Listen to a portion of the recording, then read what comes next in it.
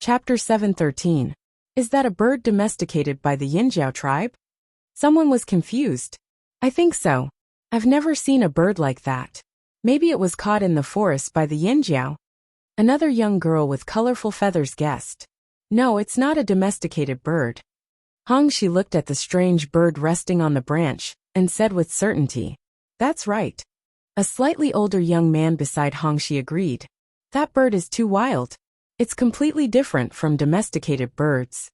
That bird looks dangerous. Hongxi stared at the bird not far away and frowned.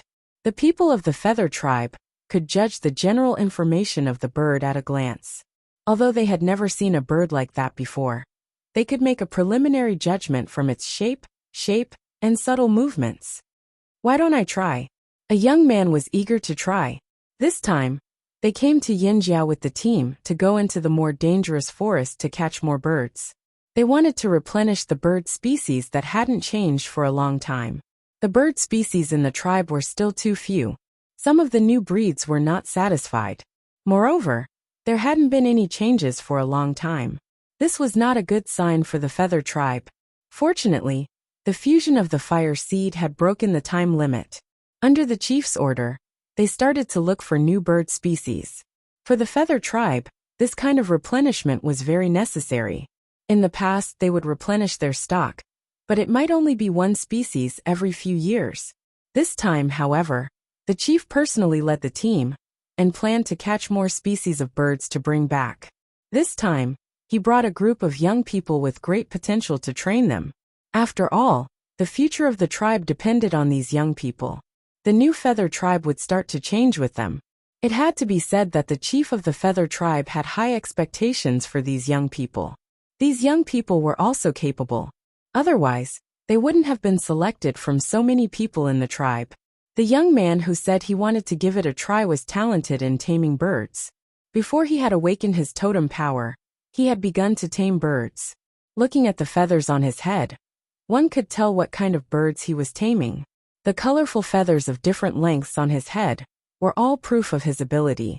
Therefore, he believed that even if it was the first time he met a bird, even if it was a wild bird that was difficult to tame, it would become obedient in front of him. After all, it wasn't a special bird like the giant mountain eagle. It just looked strange, so he was confident that he could handle it. Therefore, after he spoke, the others were also looking forward to it. Hongxi looked at the strange bird on the tree and did not say anything to stop it. In fact, he also wanted to give it a try, but to be on the safe side, he did not mention it quickly, so the others stood up. However, Hongxi always felt that the bird was very strange. Not only did it look strange, but it also gave him a strange feeling. He had once suffered in the hands of the Yinjiao people. As a precaution, Hongxi reminded the young man when he lifted his feet and walked over. Ming Lu, be careful. Don't be careless. Yes, I know, the young man named Ming Lu said. But even though he said so, he didn't really take it to heart. He had domesticated dozens of birds of different sizes. If not 100, he should be able to handle such a small thing. Besides, he didn't want to tame it directly. He just wanted to touch it and play with it. This was Yinjiao's territory. This could only be a bird raised by the Yinjiao people. They would not go to the extent of getting into a conflict with the Yinjiao people, just to tame this bird. The young man moved step by step toward the trees. Those trees were planted here after the Yinjiao people moved here. Firstly, it was to prevent the soil from flowing away quickly. Secondly, it was also to provide a place for the Yinjiao soldiers guarding the shore to rest. After all, sometimes the sun was too strong, and they didn't have a place to rest.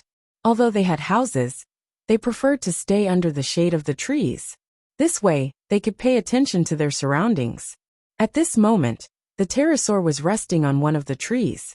It had been here from time to time for the past 2 days. Xiao Xian didn't allow it to go up the mountain, so it could only roam around the riverbank at the foot of the mountain. The people guarding the riverbank already knew about this strange bird. Xiao Xian called it pterosaur, so they thought that Xiao Xian named it pterosaur. Sometimes they even called it pterosaur. At this moment, the people guarding the riverbank saw the feather tribesman walking over. They hurried forward and asked, "What are you doing?" One of the Yinjiao soldiers wanted to stop the man who was walking towards the tree, but Hongxi stopped him. Don't worry, we won't do anything rash. We're just curious about the strange bird on the tree. We don't have any intention of snatching it. This young man from our tribe is just going to greet the bird. You know that the feather tribe can communicate with birds. But the Yinjiao soldier still wanted to say something, but the other feather tribesmen were impatient. Wasn't it just a bird? That bird didn't have any beautiful feathers. If you didn't look closely, you'd think it didn't have any feathers. Plus, it looked strange. If it weren't for the fact that they'd never seen this kind of bird before, they wouldn't have bothered to look at it. No buts. Hongxi said that we're just going to greet it. You Yinjiao are on guard against this? TSK. As long as it's a bird, we're confident that we can communicate with it. The young man from the feather tribe said proudly. They weren't confident in other things, but in this case, anyone who doubted their ability was looking down on the feather tribe. The Yinjiao soldiers who came over looked at each other. Of course, they knew that these feather tribesmen wouldn't dare do anything to offend the Yinjiao. After all, the feather tribe still needed the Yinjiao to bring them into the forest to catch birds. However, they weren't worried about the feather tribesmen doing anything to the pterosaur. On the contrary, they were worried about what the pterosaur would do to the feather tribe. But one of the Yinjiao soldiers opened his mouth. He saw the feather tribesmen's dissatisfaction, as if stopping them from communicating with the bird was looking down on the feather tribe. In the end, he swallowed his words. A Yinjiao soldier behind him pulled at his companion who wanted to say something, indicating that he shouldn't say anything. The Yinjiao soldier sighed. Fine, don't say anything. However, he felt uncomfortable holding back his words. Seeing that the Yinjiao soldier finally stopped talking nonsense, the feather tribesmen were satisfied. They signaled the person who stopped halfway to continue. Quick Minglu, don't let it fly. I saw it flapping its wings. Don't worry, I'll definitely take it down. Minglu waved his hand nonchalantly and continued walking towards the bird. The closer he got, the slower his steps became. The aura around him also calmed down. The totemic power didn't appear out of nowhere. It was as if everything happened naturally.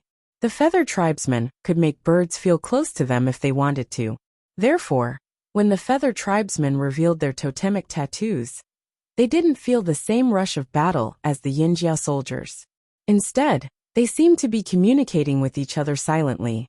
The fancy totemic tattoos on their bodies were also a form of communication with the bird. It was just like how birds in nature communicated with each other not only through their voices, but also through their feathers and other actions. Courtship, defense, intimidation, or even some ordinary communication all involved this silent method of communication. A few Yinjiao soldiers looked at this scene curiously. This was the first time they saw the feather tribesmen in a non-combat state. They used their totemic power to this extent, but it wasn't for battle. It was really novel. The totemic tattoos on the surface of Minglu's body weren't motionless like the other tribesmen. Instead, they were constantly moving, as if following a certain set of rules like waves. This was because Minglu was too young and not strong enough. After merging with the fire seed, his body hadn't completely merged with the fire seed's power. Therefore, he couldn't use this ability to its fullest potential. If Hongxi was here, flames might even appear on the surface of his body. However, everyone, including Hongxi, felt that Minglu's current state was enough. Didn't he see that the strange bird was already attracted to him? This could be considered as a successful first step. As long as he could attract the bird's attention, he would have more confidence in succeeding. If he couldn't even attract the bird's attention, he wouldn't be able to do anything else. 10 steps, 8 steps, 6 steps, Minglu was getting closer and closer to the tree.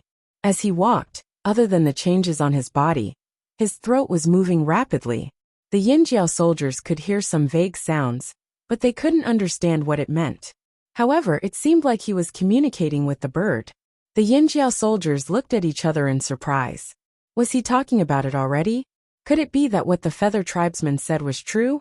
That they could really communicate with the strange bird? But didn't the Grand Elder say that it wasn't a bird, and that they should treat it like any other fearsome beast in the forest? While the Yinjiao soldiers were thinking, Ming Lu was already 3 steps away from the tree. At this moment, Ming Lu took every step very slowly. Although he was arrogant and proud, he wouldn't be careless at this moment. After all, he had to do what he had to do. When it was time to slow down, he couldn't rush. Moreover, the others and the Yinjiao soldiers were all looking at him. He couldn't afford to fail. However, the closer he got to the strange bird, the stranger Ming Lu felt. Although the strange bird on the tree kept its attention on him and wasn't scared away, he realized that the strange bird didn't react the way he expected it to. Although it didn't fly away, it didn't show any interest in getting close to him either. It maintained its previous posture. Those vertical pupils were staring at him with the same gaze. There was no change in its gaze at all. It was as if all his previous actions were useless. How could this be? It shouldn't be. Ming Lu was puzzled. He was confident and didn't suspect anything else. He was just wondering if this bird was retarded. As long as it was a bird, after all he had done, it should have some other reaction, right? Even if it refused to communicate with him, it should have some reaction. However, this strange bird maintained its initial posture. Those eyes made Ming Lu feel inexplicably uneasy. Should I dance? Ming Lu thought. In the Feather Tribesmen, dancing with birds was a common thing. It was also a way to improve communication. Of course, to others it looked like dancing. In fact, it was just a mimicry of the bird's behavior. Just as Ming Lu was thinking about dancing, Hong Shi, who had been staring at the strange bird on the tree, suddenly shouted, "Ming Lu, be careful!" Ah! A blood-curdling scream came from the foot of the mountain where Yinjiao lived. Many people on the mountain looked down. That scream didn't sound like someone from their tribe. When the other Feather Tribesmen in the Yinjiao tribe heard that scream, they thought that the Yinjiao people had attacked. Even the chief of the Feather tribe, who was chatting with Gigu, stood up from his wooden chair. With his hearing, he could hear the sounds at the foot of the mountain even if he was on the mountain. Ming Lu's scream was too loud. The Feather Tribesman could tell from his voice that Ming Lu must have been injured. That was why he couldn't help but scream. In Yinjiao territory, only the Yinjiao people could hurt the Feather Tribesmen. In an instant, the Feather Tribesmen's expressions changed. They hurried down the mountain. Gigu and the rest didn't know what had happened. However, if the Yinjiao people really hurt the Feather Tribesmen, they would naturally protect their own people. So what if they were in the wrong? If they wanted to reprimand them, they had to wait until there was no one else around. In front of outsiders, as long as it wasn't a serious matter, the Yinjiao people would take care of it for them. This was what the tribe did all the time. When Xiao Xian returned, he saw a group of people running in that direction. He heard the screams too. However, compared to the others, he knew better than anyone else what had happened. That was why he wasn't in a hurry. At the foot of the mountain, beside the flaming river, a group of people had gathered there. The Feather Tribesmen with feathers on their heads were all gathered there, asking questions about what had happened.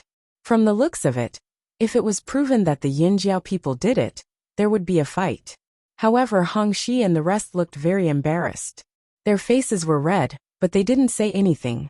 It was the Yinjiao warriors guarding the river that told Gigu and the rest about the cause of this incident and the current outcome.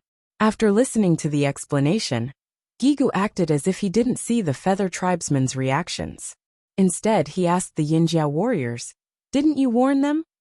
"We did, but they didn't listen. Moreover, they interrupted me before I could finish my sentence." The Yinjiao warrior who couldn't finish his sentence looked aggrieved. He really felt aggrieved. His OCD was acting up. Was it easy for him to hold it in until now? The Feather Tribesmen said that they were just greeting the strange bird and didn't let us stop them. However, didn't the Grand Elder say that the strange bird wasn't a bird? The Feather Tribesman, Ming Lu, whose hand was bitten, was speechless. "Why didn't you say it wasn't a bird earlier?" Xiao Xian, who was walking over, pursed his lips. If a peacock fanned its tail, it would be fine if you fanned it at a peacock. What was the point of fanning it at a lizard? It would think that you were provoking it. Wasn't that courting death? Chapter 7:14. He thought the Yinjiao people had gone too far, but he didn't expect his tribesmen to be so reckless. The chief of the Feather tribe felt embarrassed. He knew they couldn't blame the Yinjiao people for this. Judging from Hong Shi and the others' reactions, he knew the Yinjiao people were telling the truth. They weren't exaggerating. Why didn't they finish listening to him? On second thought, the feather tribesmen felt that the Yinjiao people were really scheming. They were just waiting to laugh at them. He looked at the wound on Minglu's hand. It wasn't serious, but it looked scary. However, if Minglu hadn't reacted quickly, and the strange bird hadn't flown a little slower, Minglu's hand would have been bitten off a huge chunk of flesh. Since nothing serious happened, the chief of the feather tribe calmed himself down. He forced a smile and said to Gigu, "Let's continue what we were talking about. Xiao Xian is here too. Let's talk about going into the forest. You guys go up first, I'll catch up later," said Xiao Xian. The pterosaur that bit Minglu had already swam to the surface of the flaming river. However, it didn't dive into the water. Instead, it swam on the surface like a duck. The only difference was that it bent its wings like it was crawling on the ground. At the same time, it stood up like a sail and used the wind to push it forward. It didn't stray too far from the shore. At least there weren't any ferocious fish that it couldn't handle. If anything happened, the Yinjiao people would help. If it strayed too far away, it would be dangerous. Xiao Xian whistled. The pterosaur that was swimming on the surface of the river immediately flew over. The feather tribesmen had strange expressions on their faces when they saw this. Was this really not a bird? It looked like a bird, but it didn't care about their methods at all. The Yinjiao people whistled and ran over. Judging by the way they flapped their wings, it was as if they were afraid something would happen if they were too slow. The feather tribesmen were right. The pterosaur was afraid that it would be suppressed if it was too slow. So when it heard Xiao Xian's whistle, it didn't dare to delay. Xiao Xian held a wing in each hand and looked at it. He didn't find any injuries on the pterosaur's body, so he let go. "Go play by yourself. Don't run too far." The pterosaur cried out, flapped its wings, and flew back into the river. It dove into the water to vent its anger on the fish. Xiao Xian didn't stay long at the foot of the mountain. After all, the people on the mountain were still waiting for him. After Xiao Xian left, the young men of the feather tribe breathed a sigh of relief. They actually wanted to ask Xiao Xian about the strange bird, but they were too embarrassed to do so. After all, they had just made a fool of themselves, and Xiao Xian was in a hurry to go up the mountain, so they didn't have the chance to ask. "Look over there." Someone pointed at a certain spot on the flaming river. The water there was churning, and there was also the color of blood. That seems to be the place where the strange bird went down. Aren't there many dangerous fish in this river? Won't it be fine if it goes down? It should be fine. Don't you see that the Yinjiao people aren't worried? Everyone looked over. As expected, the Yinjiao people guarding the flaming river only glanced in that direction. They were very calm, as if they were already used to this scene. Not long after, the strange bird flew out of the water with half a fish in its mouth. The fish was already incomplete, but even so, the incomplete half was still bigger than the strange bird. It could easily fly with the fish in its mouth. Looking at its teeth, they were like hooks. Even if it was just scratched, it would not feel good. Seeing the strange bird fly up the tree and eat the fish, Hong Shi was instantly relieved. Luckily, he didn't act rashly. Otherwise, the one injured wouldn't be Minglu, but him. Actually, what Hong Shi didn't know was that if he really did attack, he might not have been injured. Hong Shi's fusion level with the fire seed was much higher than Minglu's. When he used his totemic power, the fire seed might appear. The pterosaur was very afraid of that. Its first reaction would be to run, let alone attack. However, this topic didn't last long. The young people started complaining about feathers being used as currency. The Flaming River trading point didn't accept feathers. Why couldn't feathers be used as a currency? Especially those beautiful and rare feathers. Weren't they precious? Why didn't everyone like them? The feather tribesmen had always complained about this. At least within their tribe, it was common to exchange feathers for things. However, outside the tribe, this method was not accepted. After all, not everyone had a special liking for birds. In the feather tribe, they needed feathers for power, weddings, and even some important ceremonies. Feathers could be used as decorations and currency in the feather tribe. Another reason why they tamed birds was to satisfy their need for feathers. The feather tribe had a strong desire for beautiful feathers. Most of the birds they raised were birds with beautiful feathers, except for those that were used for special purposes. Beautiful feathers can brighten up their mood. Unfortunately, other tribes didn't have this hobby. Even though the feather tribe had always wanted feathers as a currency, they had never succeeded. However, if Xiaoxian was here, he would definitely recommend them to use this method on the slave masters on the other side of the sea, especially those who called themselves nobles. They liked beautiful and rare things. What the feather tribe couldn't do here, they might succeed on the other side of the sea. On the mountain, Gigu, Xiaoxian and the feather tribesmen were discussing about entering the forest. This time, Xiaoxian didn't need to bring them. Ta was going to bring some people to hunt, so he would be in charge of this. Of course, they wouldn't bring the feather tribesmen to all their hunting routes. They only chose a route with the most birds. Ta would bring the feather tribesmen there. There were many beautiful birds that the flaming horns were not interested in. They never looked at birds that were small in size and had little meat. However, the feather tribe was interested in these birds. They would catch some birds and bring them back to expand their breeding range to supplement their tribe's bird species. At the same time, the feather tribesmen also agreed to help the Yinjiao find some birds that met their requirements.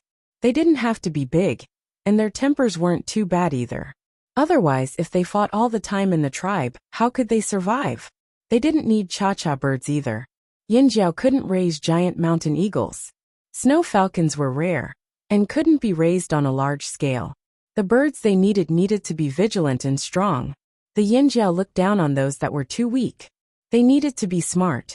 Those that were too slow were useless. They also didn't need birds that could jump up and down every day.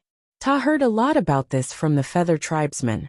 They didn't need birds to dance with them every day. How could they have the time to dance with them? They didn't care about their appearance or their voice. As long as they met their requirements, even if they looked like a toad, the Yinjiao would still accept them.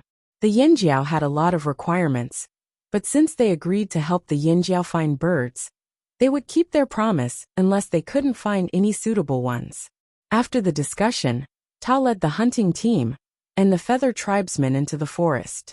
20 days later, Xiaoxian was drawing blood from the green-faced fanged beasts. These beasts had gotten fat recently and seemed to be getting used to the life of eating and sleeping. They didn't want to go out. A Yinjiao warrior hurried over. "Head elder, the chief wants you to go over," he said. Ta and the others are back. They're back. Xiaoxian finished drawing blood from the remaining beasts and sent the blood to the casting room. Then he went to the Yinjiao residence. He didn't know what kind of birds Ta brought back. Chapter 7:15. When Xiaoxian arrived, he saw a group of people gathered at the foot of the mountain where they lived. They didn't go up the mountain because it was more spacious. Besides, the birds they brought back still needed to be processed. It was too noisy to bring them up the mountain. Before Xiaoxian even got close, he could already hear the sounds of birds chirping. The feather tribe's iconic feather costumes could be seen from afar. Many feather tribesmen held bird cages of various sizes in their hands. They were made of rattan or straw. Different species of birds had different cages, and the shapes of the cages were also different. This was the first time the Yinjiao people had seen so many different kinds of bird cages. It was undeniable that the feather tribesmen cared a lot about appearances. Their cages were even decorated and looked very flashy. "They're all back?" Xiaoxian asked a warrior who was craning his neck to look inside. "Yes, team leader Ta and the rest are back. However, they only brought back bird eggs, unlike the feather tribesmen who brought back adult birds." Xiaoxian nodded. "Yes, team leader Ta and the rest are back. However, they only brought back bird eggs, unlike the feather tribesmen. They only brought back eggs." Were they planning to hatch the eggs themselves? Because they saw Xiaoxian coming over, the people crowded there all made a path for him. Xiaoxian saw the feather tribesmen showing off the birds they caught. Some of them were released directly, probably because they had already started taming them. Most of them were just showing off their cages. The birds the feather tribe caught all had beautiful feathers. They either had gorgeous tail feathers, strange crests, or special feathers on other parts of their bodies. As soon as he saw the birds the feather tribesmen brought back, Xiao Xian was worried that they would recommend flashy, but impractical birds to Ta. Although they had said before that they didn't care about appearance, only practicality, no one could be sure until they saw the results. Without looking at the birds the feathered tribesman brought back, Xiao Xian went straight to Ta. Gigu and the others were already there, standing there and listening to Tower. The people of the feathered tribe said that the withered leaf birds are active in both day and night, especially at dawn and dusk. They're more active at night than during the day. I think we need to take precautions at night. After all, there aren't many people now, so there's a lot of restrictions at night. If possible, let's try taming these withered leaf birds. Ta held an animal skin scroll in his hand. Xiao Xian went over to take a look. There was a painting on it. It should have been drawn by the feather tribesman. Although the painting was still abstract, the main features of the painting could be seen at a glance. Seeing Xiao Xian coming over, Ta directly handed over the animal skin scroll in his hand to let Xiao Xian have a good look. After all, Xiao Xian was only one of the main decision-makers whether or not these withered leaf bird eggs could be kept. Why are they called withered leaf birds? Xiao Xian asked. This name must have been given by the feather tribesmen. They said that these birds look like a pile of withered leaves, and when they hatch, they bury the eggs in the withered leaves. Ta didn't remember the exact words of the feather tribesman, so he only gave a rough description. Although it wasn't complete, Xiao Xian understood. Generally speaking, the feather tribesmen gave the withered leaf birds this name because of the color of their feathers and the way they hatched. Compared to other birds, withered leaf birds' hatching method was less common. It was more similar to the way reptiles hatch. They would bury their eggs in pre-prepared soil bags. There were withered leaves and branches in the bags. When the leaves were fermented, they would generate heat. The withered leaf birds used the heat from the fermentation to hatch their eggs. Being able to adapt to this method, and having a high hatching rate, at least these birds weren't stupid. This made the Yinjiao people a little satisfied. As long as they weren't stupid, they didn't mind at all if they were ugly. Xiao Xian looked at the drawing on the animal skin roll. There were a few concentric circles around the bird's eyes. It looked like a radar. What's that on its head? It stood up like an antenna. The withered leaf bird in the drawing had a long, thin feather on its head. It was more than half the length of its body. Oh, that's the crest of the withered leaf bird. The feather tribesmen didn't like this kind of crest, so they didn't raise them again, except for a few hundred years ago. However, they said that these birds are very vigilant. When they sense danger, the crest on their heads will stand up. Also, withered leaf birds have many kinds of calls. They make different calls under different circumstances. It's easy to distinguish them, and they're not suitable for long-distance flight. They only move around in one place, so you don't have to worry about them flying away. So the feather tribesmen suggested that we raise withered leaf birds. I think we can give it a try. Ta repeated what the feather tribesman said. He wasn't easily fooled by the feather tribesman, but he agreed with the feather tribesman's reasoning. Why don't the feather tribesmen raise them? Is it really just because they don't look good? Someone asked. Not really, Ta continued. The feather tribesman said that withered leaf birds are noisy. It's not that they're noisy, it's just that they tend to quarrel with other birds. So once they start quarreling, the feather tribesmen will be in a state of chaos. The feather tribesmen raised so many birds. Imagine if all of them started chirping. We don't have any other birds in our tribe, right? Guihe and Cha-Cha definitely won't quarrel with them. That group of ducks basically won't leave the vicinity of the lake now. If we domesticate withered leaf birds, it should be possible. Yeah, we can give it a try. By the way, how big can withered leaf birds grow? Xiao Xian asked. Not big, just this small. Ta gestured with his hand. It was only about 2 palms long, smaller than those ducks. However, he heard that withered leaf birds lived in flocks. Ta brought back 40 to 50 eggs.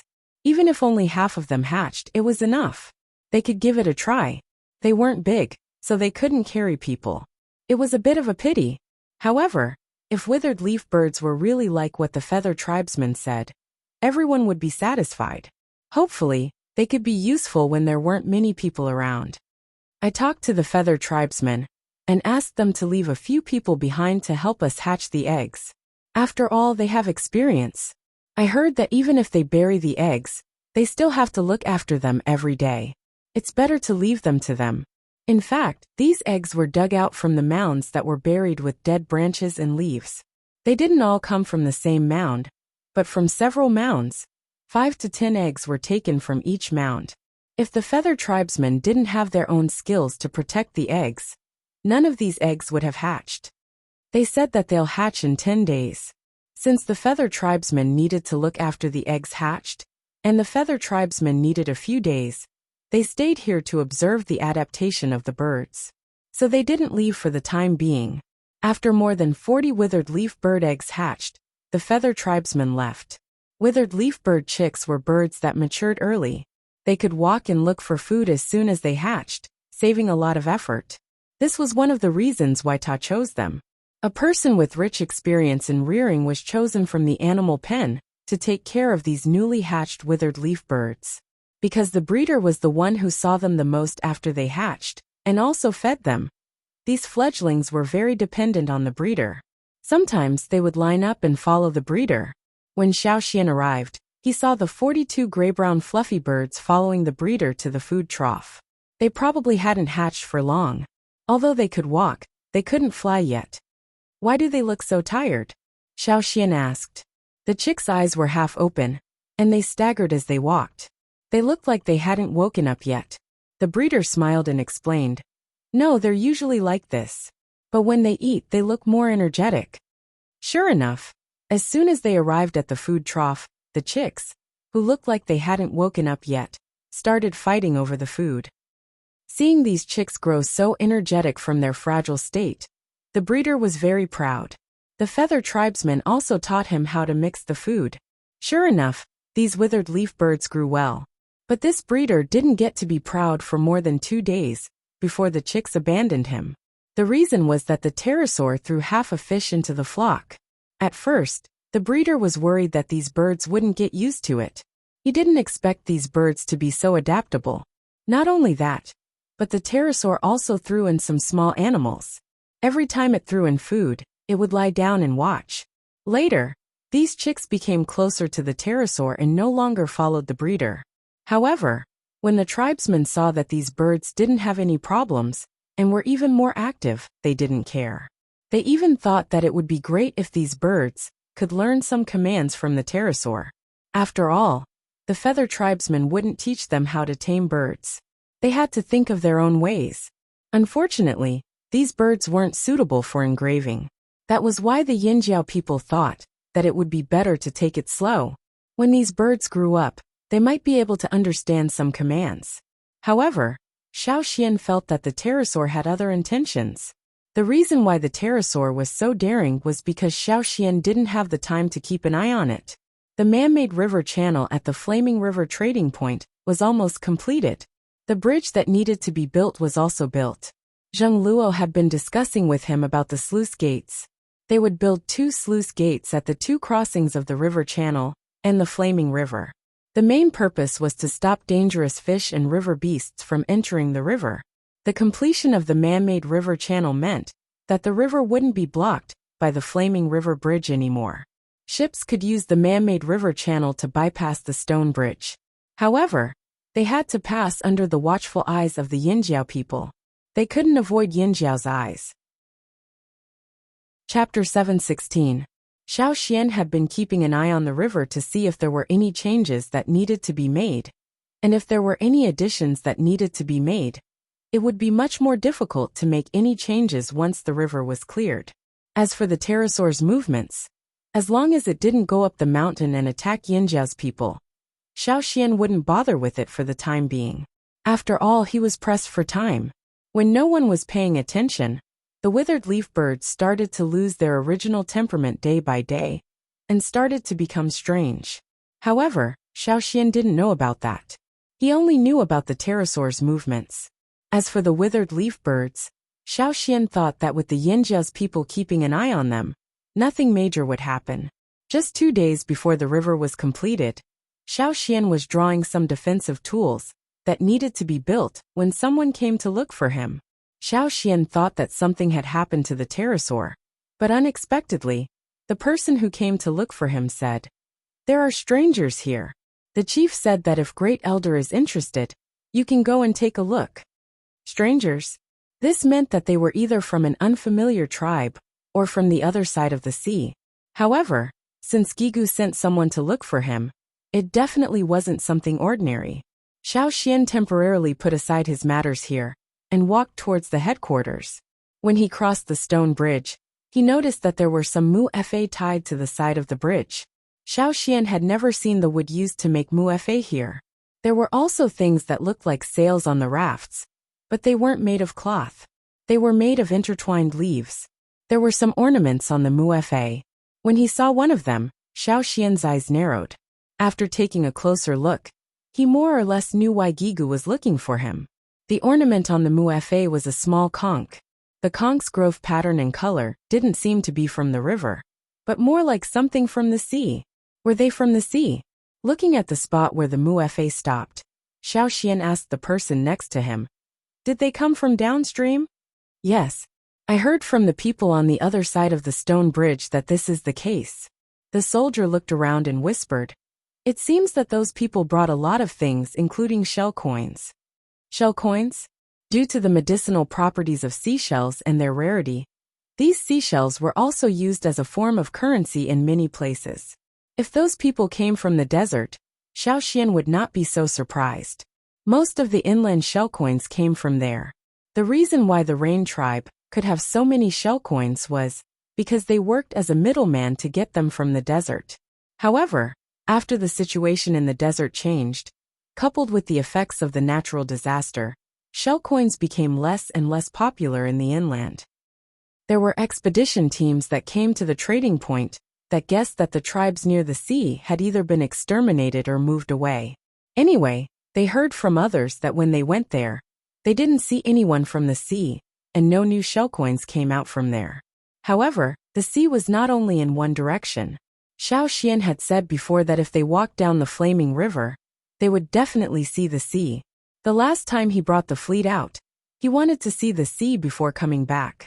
However, he didn't expect to have to come back early because of Caesar's eye. Now they could actually see a tribe from the sea downstream. Xiao Xian didn't tell the others about his guess. If people from the sea were carrying shell coins, this information would arouse other expedition teams' suspicions. How many of them are here? Where are they now? Xiao Xian asked. I think there are about 50 of them.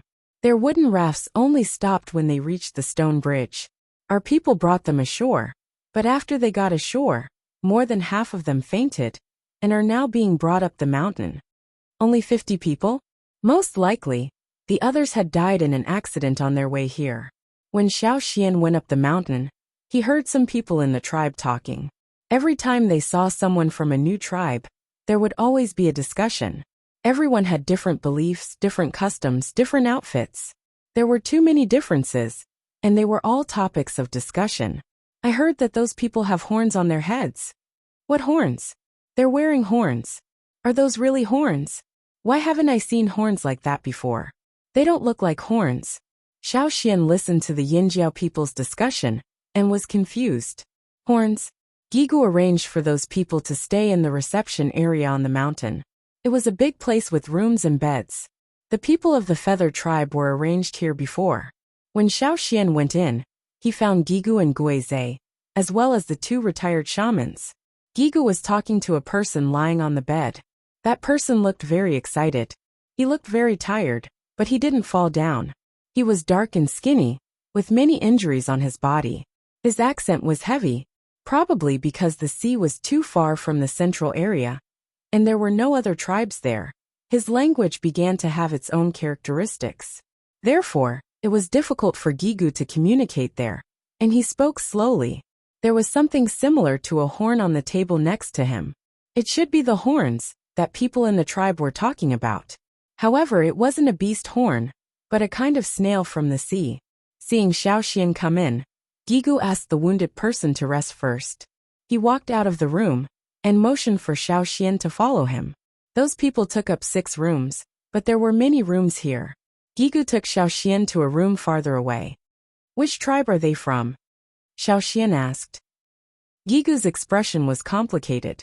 He looked at Xiao Xian and said helplessly, I don't know. Seeing Xiaoxian's confusion, Gigu explained. I didn't hear what they said clearly. He could only guess what they were talking about. When those people were excited, they spoke faster, so Gigu couldn't understand what they were talking about. However, there should be people in their team who can speak better. It's just that most of them are in a coma now. The rest of them are just keeping their eyes open, because they are alert. However, after Guizhe gave them the medicine, their attitude was obviously much better.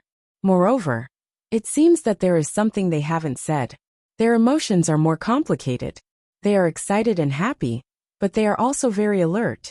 Of course, I know this should be a normal reaction. However, Xian, you don't know. The way they look at us is very strange. This is something that has never been shown by people from other tribes. Thinking of something, Gigu took out a shell. They brought a lot of things. There are beautiful stones, and this extremely rare shell money. No, this is different from the shell money in the past. It hasn't been polished, and there is even rotten meat stuck on it. Xiaoxian looked at it carefully. He had learned from Yang Sui how to distinguish the valuable shell money. Some shells looked very beautiful and seemed to be very valuable, but in fact, they had no medicinal value at all. They couldn't be used as shell money, and couldn't be deceived by experts. However, some shells looked inconspicuous, but could be exchanged for more things from people who knew the value of the shells. At this time, the shell that Gigu took out not only had a very beautiful pattern, which was in line with the preferences of some people who cared more about the color pattern, but also belonged to the kind of shell that had medicinal value. These things are enough to be shell money. The quality is even better than the shell money in the past. Xiaoxian said. That's true. But the strange thing is that those people don't seem to value these things very much. You know, if they need to trade materials, they will definitely protect these shells very well. However, those people didn't do that. What they value is a big shell. A big shell? Yes, I have asked people to move the big shell into a room. The people in the team who haven't fallen down are all guarding the big shell. I can feel that there is someone in the big shell. Chapter 7:17. They had traveled all the way from the lower reaches of the river to the Yinjiao tribe. They had paid a hefty price in order to reach the Yinjiao tribe. It seemed like their target was the Yinjiao tribe. Although Gui did not fully understand what those people were talking about, he was able to make some guesses, and make some guesses. Those people didn't know who they were looking for. They just followed the flaming river upstream, until they couldn't go any further. That was when they reached their destination. They couldn't continue because the stone bridge was blocking their way across the flaming river. Unless they carried the wooden raft over the bridge or brought it ashore and went around it, they would be stuck there forever. After all, the man-made river hadn't been opened yet, so they could only use this method at the moment. Those people obviously thought that they had reached their destination. I just don't know what their ultimate goal is. Gigu couldn't figure it out. Although these people were on guard, they did not show any malice towards the flaming horns. According to the warriors who were guarding the stone bridge and brought them back, these people were cheering. It was obvious that they were very happy at the time. They were holding their breaths and finally relaxed. That was why so many of them fainted. They were very humble. When they first saw us, they even bowed respectfully. Gui was also surprised at the time. After all, although the Flaming Horn tribe had made a name for themselves in this area, and some of the smaller tribes would flatter them, Gui could see that these people's attitudes were different. If he really had to say, these people's eyes were sincere, and there was no flattery at all. Because they didn't show any greed or hostility, Gigu temporarily settled them down. Otherwise, if Gigu felt that something was wrong, he would have ordered his men to slaughter these people and feed them to the fishes in the flaming river. The reason should be in that big shell, Xiaoxian said. Yes, but we have to wait until those people wake up. Otherwise, they wouldn't open that big shell. There must be someone very important to them inside. Find out their purpose. Since they came from the seaside, we can learn about the situation along the way from them. We still don't know anything about the situation downstream, Xiaoxian said. Gigu smiled. Indeed. Yinjiao could indeed use force to find out what was inside the big shell. They could even kill him and take the treasure, but there was no need for that. Yinjiao really didn't care about those gems and shells. The Yinjiao people had never shown much interest in gemstones and shells. In the beginning, Zheng Luo and the others who came from the other side of the sea might have been envious, but now they were used to it. They wouldn't be affected by the benefits in front of them. Otherwise, what would they do in the future? 2 days later, the people who were taken care of by Yinjiao finally recovered. Those who were in a coma also woke up one after another in the past 2 days. Those who had been holding on saw that their companions had woken up and laid down next to them. No matter what time it was, there were at least 10 people guarding the big shell, not allowing anyone to get close. However, in the past 2 days, the leader of these people finally stood up. The first person was severely injured and unconscious for a day. When he woke up, he was in a hurry to find the chief and shamaness. Right now, that person was speaking in a hurry. He probably didn't know how to express himself. Sometimes, when he was anxious, his words became even more confusing. However, compared to the first person, this person's explanation wasn't very clear, but it was more or less understandable. His name was He Bian, the chief of the D Mountain tribe. Their tribe was in trouble, so he followed the shamaness instructions and led his people upstream. We just have to follow this river until we can't go any further. Then we'll reach our destination. This is what the shamaness told us. Is your tribe really the only one around here? Ibian asked. We're not the only tribe around here. However, the largest tribe around here is Yinjiao, Gigu said. The stone bridge you saw was built by our tribe. Although it was built by the king's stoneworm, it was still their tribe's doing. This wasn't completely wrong. Gigu didn't feel pressured when he said this. Hearing this, Bian was instantly filled with respect. Although he was unconscious for a day, he still remembered what he saw before he fainted. He saw all the houses on the mountain. It was completely different from their tribe, especially the stone bridge that spanned across the river. He couldn't imagine how such a sturdy stone bridge was built. Therefore, in his heart, the Flaming Horn tribe's status instantly rose by a few levels. Their image became more and more majestic. Most importantly, the stronger the Flaming Horn tribe was, the more excited he was.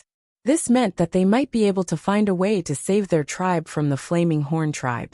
Please save the D Mountain tribe. We can give you everything we have, even our lives. We only ask that you save our tribe. After saying this, Bian bowed deeply to Gigu. Gigu was also confused. This was the first time a chief of a tribe had bowed so deeply to him. Also, he only heard the people of the D Mountain tribe say that they wanted Yinjiao to save them. How? He didn't even know the reason. Bian said a lot, but he didn't understand a single word. He only knew that it wasn't because of foreign enemies. Yigu's face was expressionless. He looked at the people who kept saying, "Save our tribe," and bowed to him. He turned to Xiao Xian and said, "Come here." Xiao Xian looked at the man who was so emotional that he almost burst into tears. "Get up first, let's talk." Bian raised his head and saw that Gigu had already moved to the side. The person closest to him was a young-looking person. He didn't understand what Yinjiao was doing. "You are?" Bian asked. "Yinjiao's great elder Xiao Xian." Bian looked at Xiao Xian. He was still confused. "What's a great elder?" "Ahem. A great elder is someone with the same status as the chief and shaman. In Yinjiao, a great elder's status is even more special," Gigu explained. He didn't expect this tribe to not know what an elder was. It was just like how Yinjiao was isolated. However, the D Mountain tribe wasn't isolated. It was just that they didn't want to communicate with the outside world. Bian reacted and was about to bow again when Xiao Xian quickly said, "Can you draw the D Mountain tribe's totem?" Drawing a totem could give one a basic understanding of a tribe. The people of each tribe could draw other totems, but they definitely knew how to draw their own totems. Also, totems weren't a secret. It was something that could be made public. A big tribe like Yinjiao was more than happy to let more people know about their own totems. That was why Bian wasn't dissatisfied with Xiao Xian's request. After Xiao Xian took out a brush, paint and cloth, Bian started drawing. Bian wasn't used to using a brush and cloth, but he was very familiar with drawing totems. In just a few seconds, the D Mountain tribe's totem was drawn on the grayish-yellow linen cloth. Even though he wasn't used to drawing and the lines weren't even, It didn't stop Xiao Xian from seeing the totem clearly. When He Bian started drawing, Xiao Xian thought that He Bian was drawing a weird character with a pair of spectacles. However, very quickly, he added some patterns that looked like fish fins and scales around the character. There was even a fish tail on one side. It was obvious that the tribes near the river or the sea liked to use these totems. It was related to fish. He couldn't tell anything else for now. After he finished drawing the totem, He Bian looked at Xiao Xian eagerly, waiting for Xiao Xian to continue. The person you brought here, the one in the shell, should be sealed by your shaman. Can we take a look? Xiao Xian asked again. Xiao Xian had seen the shell before. He didn't get close to it, but he could feel the shaman's power on the shell. If a shaman sealed it personally, then it must be very important. This time He Bian didn't nod immediately. Instead, he frowned and thought for a while. During that time, he looked at Xiao Xian several times. In the end, he gritted his teeth and agreed. The guards in the room where the shell was kept didn't stop them when they saw that it was He Bian who brought them in. However, their expressions were nervous, sad, and emotional. It was very strange. Xiao Xian's eyes quickly scanned the faces of the guards before he looked at the shell. He Bian took a deep breath and walked to the shell that was tightly shut. He gently knocked on the shell and said carefully, "Dian Dian, Dian Dian, are you awake?" In the next moment, dark blue patterns appeared on the shell where the shell was tightly shut. These patterns were very similar to the D Mountain tribe's totem that He Bian had drawn before. The only difference was that He Bian's drawing was more funny. On the other hand, the totem on the shell, where the character with a pair of spectacles was supposed to be, gave Xiao Xian an inexplicable chill and pressure. It wasn't directed at Xiao Xian. It was the aura of the totem itself. The D Mountain tribe wasn't as harmless as they looked. Chapter 7:18. After the totemic inscriptions appeared on the shell, the two tightly shut shells finally opened. A strange fishy smell came from inside. It smelled like rotten fish that had been thrown onto the shore by the pterosaur. However, since it was inside the shell, it was probably because it had been there for a long time. When Xiao Xian and Gigu looked inside, they realized that there was a person inside the shell besides some fish skin that didn't seem to have rotted. Although it was a person, it didn't look like a person anymore. From the size of the person, it looked like a child around 10 years old. However, the child's entire body was severely rotting. There wasn't a single piece of skin that was exposed outside of the child's clothes, so it was impossible to see what the child looked like. The rotten fishy smell came from the child's body. However, even though the child's skin was rotting, and they couldn't see her face, her eyes were still very beautiful. They didn't become gloomy because of her terrible condition. When she woke up, she was a little groggy. However, she quickly regained her senses and looked at Xiao Xian and the others with confusion in her eyes. He Bian lowered his voice, afraid that he would scare the child. "Dian Dian, this is the Yinjiao tribe. This should be the place the shamaness mentioned." He Bian then introduced the child to Xiao Xian. "She is one of the D Mountain tribe's children. She is sick, so the shamaness asked us to bring her here to seek help." Gigu finally understood what He Bian meant when he said save our tribe. The D Mountain tribe probably didn't only have one child with this strange disease. They had only brought one child with them. If most of the children were sick and couldn't be treated, this tribe would have no future. It would be a blow to their entire tribe. No wonder He Bian was so agitated. If it were Gigu, he wouldn't have been able to remain calm either. His reaction might have been even more agitated than He Bian's. However, their tribe's treatment methods might be able to treat normal illnesses, but they might not be able to treat a strange disease like this. He had never seen such a strange disease before. Also, the cause of this disease might be related to the living conditions of the D Mountain people. How would the Yinjiao know about it? They couldn't help even if they wanted to. Gigu looked at Xiao Xian and waited for his decision. Anyway, as the leader, there was nothing he could do about it. He sent someone to the medicine house to call Guizhe over. Guizhe gasped when he saw the child in the shell, but he quickly suppressed the shock in his heart. She doesn't look too good. Not only was it not good, it was on the verge of death. He Bian and the others felt bitter, but there were some things they didn't want to say directly. Instead, they looked at the Yinjiao people expectantly, hoping that they had a solution. The shaman said that many tribes here liked shells. They didn't have anything else, but they had a lot of shells. Even if they didn't have any, they would risk their lives to get them back from the sea. If they wanted big or small shells, they would ask. If they needed those, they would try their best to find them, as long as they could find a cure. Bien had already expressed that. He was now waiting for Yinjiao's response. For a moment, the room was abnormally quiet. The atmosphere was heavy.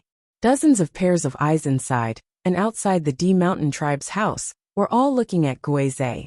After all, there was only one shaman here, and they were looking for the shaman. As for the chief and the grand elder, they had all forgotten about them. Just as Guizhe was about to say something, Xiaoxian said, "How about this? You guys can rest here and see if you need any food. You'll only be energized when you're full. As for what you're talking about, it's not a simple matter. We need to discuss it." Bien opened his mouth. He was anxious, but he knew that there was no point in being anxious. He could only suppress his anxiety.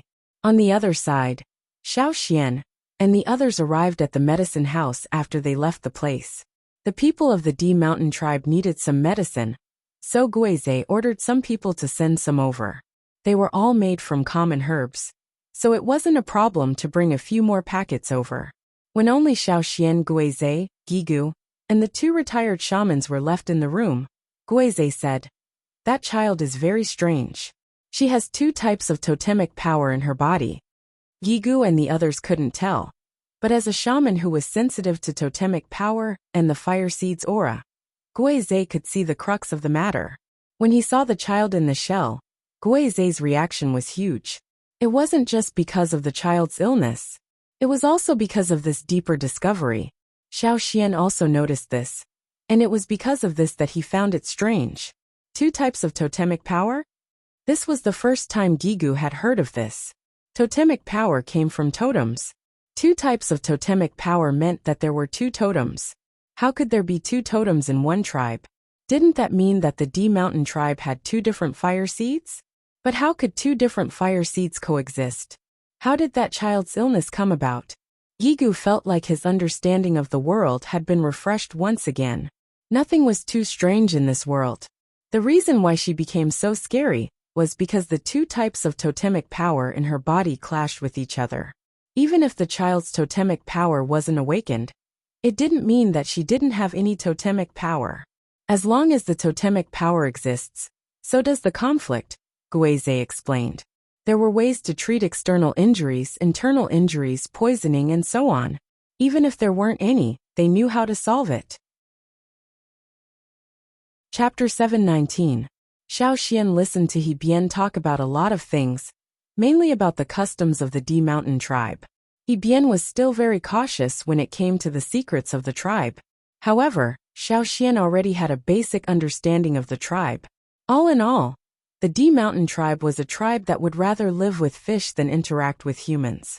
Their main source of food was the wild fruits in the forest and the fish in the sea. Compared to the land and rivers, they preferred the boundless blue ocean. Their understanding of the fish and sea beasts in the sea was much greater than that of the land. They didn't use nets often, and rarely made complicated stone tools. They preferred harpoons made from horn stones, or the bones and shells of other sea creatures as weapons. Horn stones were the horns that Xiaoxian saw the D Mountain tribesmen wearing. They were actually a type of animal that lived in the sea. Its shape and material were very suitable for making weapons, so the D Mountain tribesmen would often look for horn stones when they were catching fish in the sea. Some horn stones were much bigger than a human's body length. What was special about the D Mountain tribe was that they were good at diving. Perhaps it was because they lived by the sea and their physique, but they were good at swimming and diving. They could dive deeper than other tribes. Even the Ji tribe couldn't compare to them. The sea was the D Mountain tribesmen's main hunting ground. When Xiaoxian heard Bien talk about how they hunted in the sea, he felt that the D Mountain tribe was indeed more suited to the sea. As for the D fish that Xiaoxian was interested in, Bien tried to draw it. However, compared to the totem, the fish he drew didn't look like a fish at all. Xiaoxian temporarily gave up on trying to understand what the D fish looked like from Bien. However, when Bien mentioned the D fish, He had a complicated expression on his face. He wouldn't tell Xiao Xian exactly why.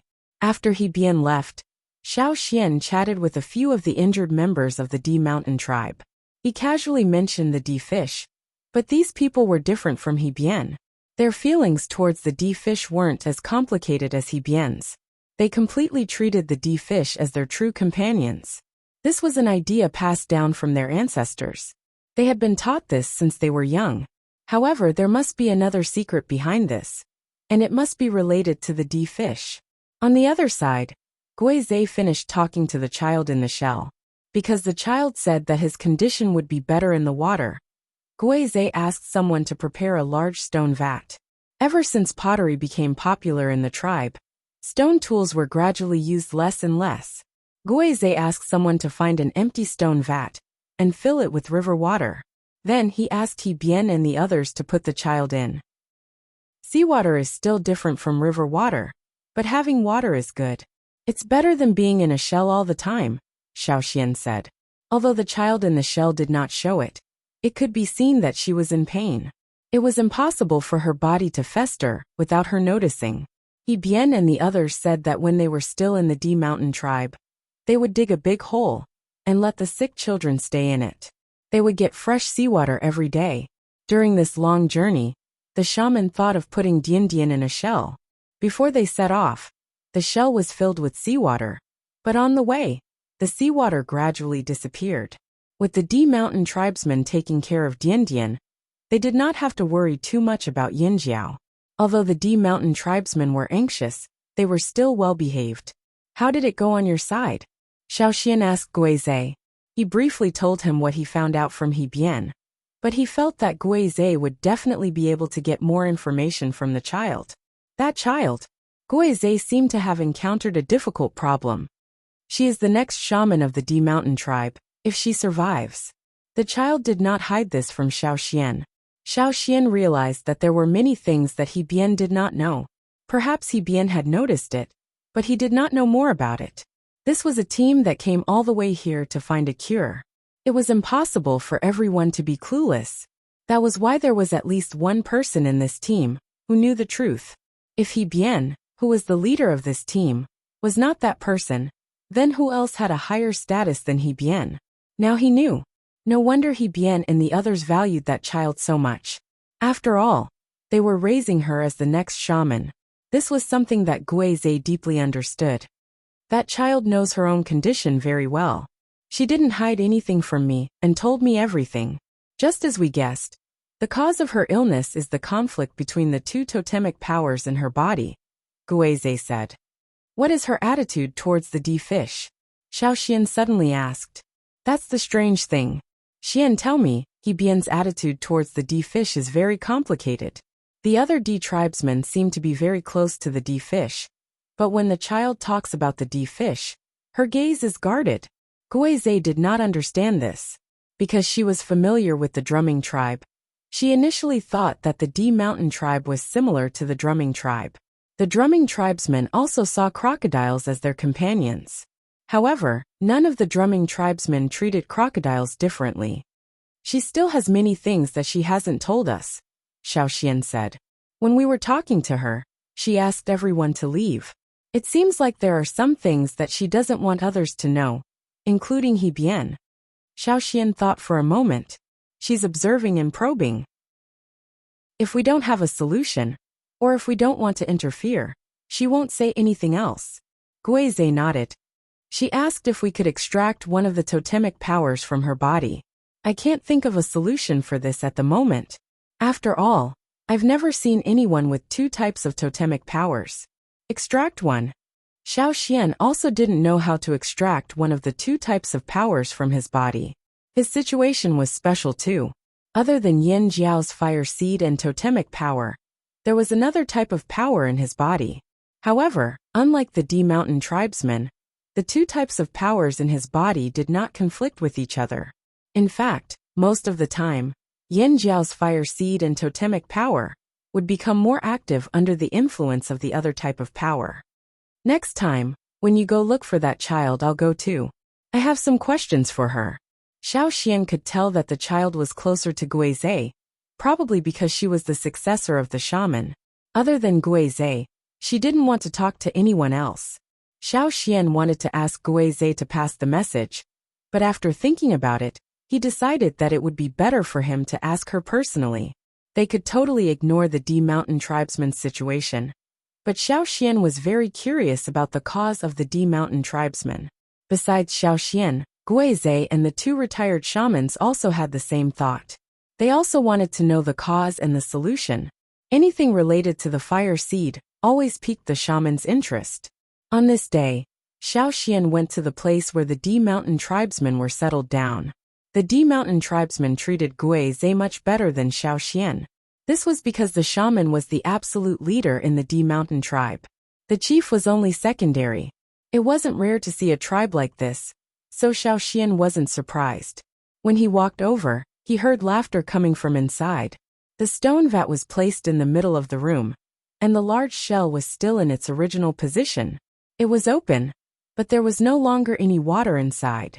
Perhaps it was because the child was soaking in the water, so the smell in the room wasn't as strong as it was on the first day. Just like the first day, the child was wearing clothes made from the skin of a type of sea fish. There were a few fish in the large stone tank that the D Mountain tribesmen had caught in the flaming river themselves. They said it was for the child to play with. What was the most abundant fish in the flaming river? Piranhas. Yes. The toys the D Mountain tribesmen had caught for the child were the famous piranhas in the flaming river. They were the kind that were very active before their teeth were pulled out. The 3 fish in the vat weren't big. They were about the size of an adult's palm. After all, there was a limit to how big they could fit in the vat. If it were anyone else, they would definitely be attacked by the 3 piranhas in the vat. No matter how big or small they were born to be vicious. But now, the 3 piranhas that were so arrogant in the flaming river were like little chicks being chased. They dodged the human's palm, even if the human's palm was much smaller than theirs. The laughter Xiao Xian heard came from the child in the water, as she slapped the piranhas in the vat. It seemed like she was very satisfied with this toy. If the Ji tribesmen didn't have the crocodiles to protect them, they might not even be able to do this. However, this child in front of him did it. Xiao Xian wondered if it was because of the child's illness that the piranhas were avoiding her. Or was it because all the D Mountain tribesmen could do this? When she saw Xiao Xian and Guizhe walk in, the child called Dian Dian stopped slapping the fish. The water in the stone vat calmed down, but the 3 piranhas were still trying their best to stay away. They were practically sticking to the walls of the stone vat. If there was a gap in the wall, they would probably jump out through it. Chapter 720. Seeing Guizhe walk in, the child in the stone tank grinned at Guizhe. However, because her face was also festering, she looked even scarier than the drumming tribesmen when they smiled. Only her eyes were still bright, like the reflection of Yang Guang on the surface of the sea. As for Xiao Xian, he was like a backdrop. The child called Dian Dian only glanced at him casually and didn't look at him anymore. She looked at him the same way she looked at everyone else. How do you feel today? Guizhe went over to take a closer look at Dian Dian in the stone tank. I'm much better. Her young voice didn't change because of her illness. If you only heard her voice, you wouldn't think that her illness was so serious. Bian and the others looked at Guizhe nervously. When the child lowered her head to look at the fish in the stone tank, Guizhe shook his head at them. Bian and the others' expectant gazes immediately dimmed. They were filled with disappointment and sorrow. The shamaness told them to come here to find a solution. But if they couldn't find a cure even here, where could they go to find an answer? Or was the place the shamaness was talking about not here, but somewhere else upstream? They heard that Yinjiao's stone bridge was built after they moved here. It didn't originally exist on the flaming river. If it wasn't for this stone bridge, they wouldn't have been stopped, and this wouldn't be the end. The D tribesmen who came here had a private discussion about whether they should stay or leave. They still couldn't come to a conclusion. Some said that this was definitely not the place the shamaness was talking about. They shouldn't waste time here, and should continue upstream. However, the other half thought this was the place. After all, the Yinjiao people said there would be fewer tribes upstream. Plus, Yinjiao was the strongest tribe in this area. Yi Bian was frustrated. He couldn't decide. After all, no matter what they chose, if they made the wrong choice, they wouldn't have the chance to regret it. They might even be wiped out by the D tribe. Maybe he should ask Dian Dian? Yi Bian looked over at the stone vat. Dian Dian was still playing with the 3 fishes in the stone vat. From time to time, it would answer Guizei's questions. Although Dian Dian said that she was much better, it was only compared to the torment she felt when she was in the shell during the long journey. Soaking in the stone vat and being able to move freely was of course much better than being in the shell. However, if one were to look at her body, they would find that her festering condition had worsened compared to when she had just come out of the shell. Xiao Xian squatted down so that he was at eye level with the person inside. I have a few questions to ask. After he finished speaking, Xiao Xian looked at Yi Bian and the others at the door. Dozens of pairs of eyes stared at Xiao Xian cautiously. They could allow the shaman Guizei to talk to Dian Dian alone, but they couldn't allow anyone else to do so. Moreover, Xiao Xian was a man who knew what would happen if they left him here. Xiao Xian wasn't in a hurry. He waited for the person in the stone vat to make a decision. He knew that this child actually knew everything. In the stone vat, Dian Dian's movements slowed down. She lowered her head and seemed to be thinking seriously. After a while, she raised her head and looked at Yi Bian and the others. Yi Bian, stay here. The rest of you leave. The D Mountain people didn't seem to think that there was anything wrong with calling Yi Bian by his name. She didn't have the respect that other tribesmen had for their chief. It wasn't hard to imagine how important this child was to the D Mountain people. Even if she was only going to be the next shaman, and even if her condition was serious, it didn't affect her status. Yi Bian wanted to persuade her again, but he knew that once the person in the stone vat made a decision, it would be hard to change her mind. He could only wave his hand and signal for the others to leave and not eavesdrop. When there were only 4 people left in the room, Yi Bian closed the doors and windows. When Yinjiao built houses, they used wood that was more soundproof. For this reason, they compared many different types of wood, and finally settled on this one. It was also a type of wood that grew in the mountains and forests of Yinjiao. The noise outside faded away, and the room quieted down. Dian Dian, you have 2 totemic powers in your body. That's why you're sick. This also means that the D Mountain tribe has 2 fire seeds. In the quiet room, Xiao Xian's calm voice was like a bolt of lightning. Yi Bian froze on the spot. When he regained his senses, Yi Bian couldn't help but refute. How can there be 2 fire seeds? You're lying. Previously, when Xiao Xian asked him this question, Yi Bian thought it was ridiculous. He didn't have any common sense, and was just spouting nonsense. But now, after Yi Bian shouted, he realized that Dian Dian was still silent. She didn't refute him. He looked back and forth between the person in the stone vat and Xiao Xian and Guizei. Yi Bian's jaw dropped. He couldn't hide the shock on his face. When he saw that the person in the stone vat didn't say anything, Xiao Xian continued. The other fire seed is the D fish, right? On the other side, Yi Bian, who was already standing there in shock, jumped up when he heard this news.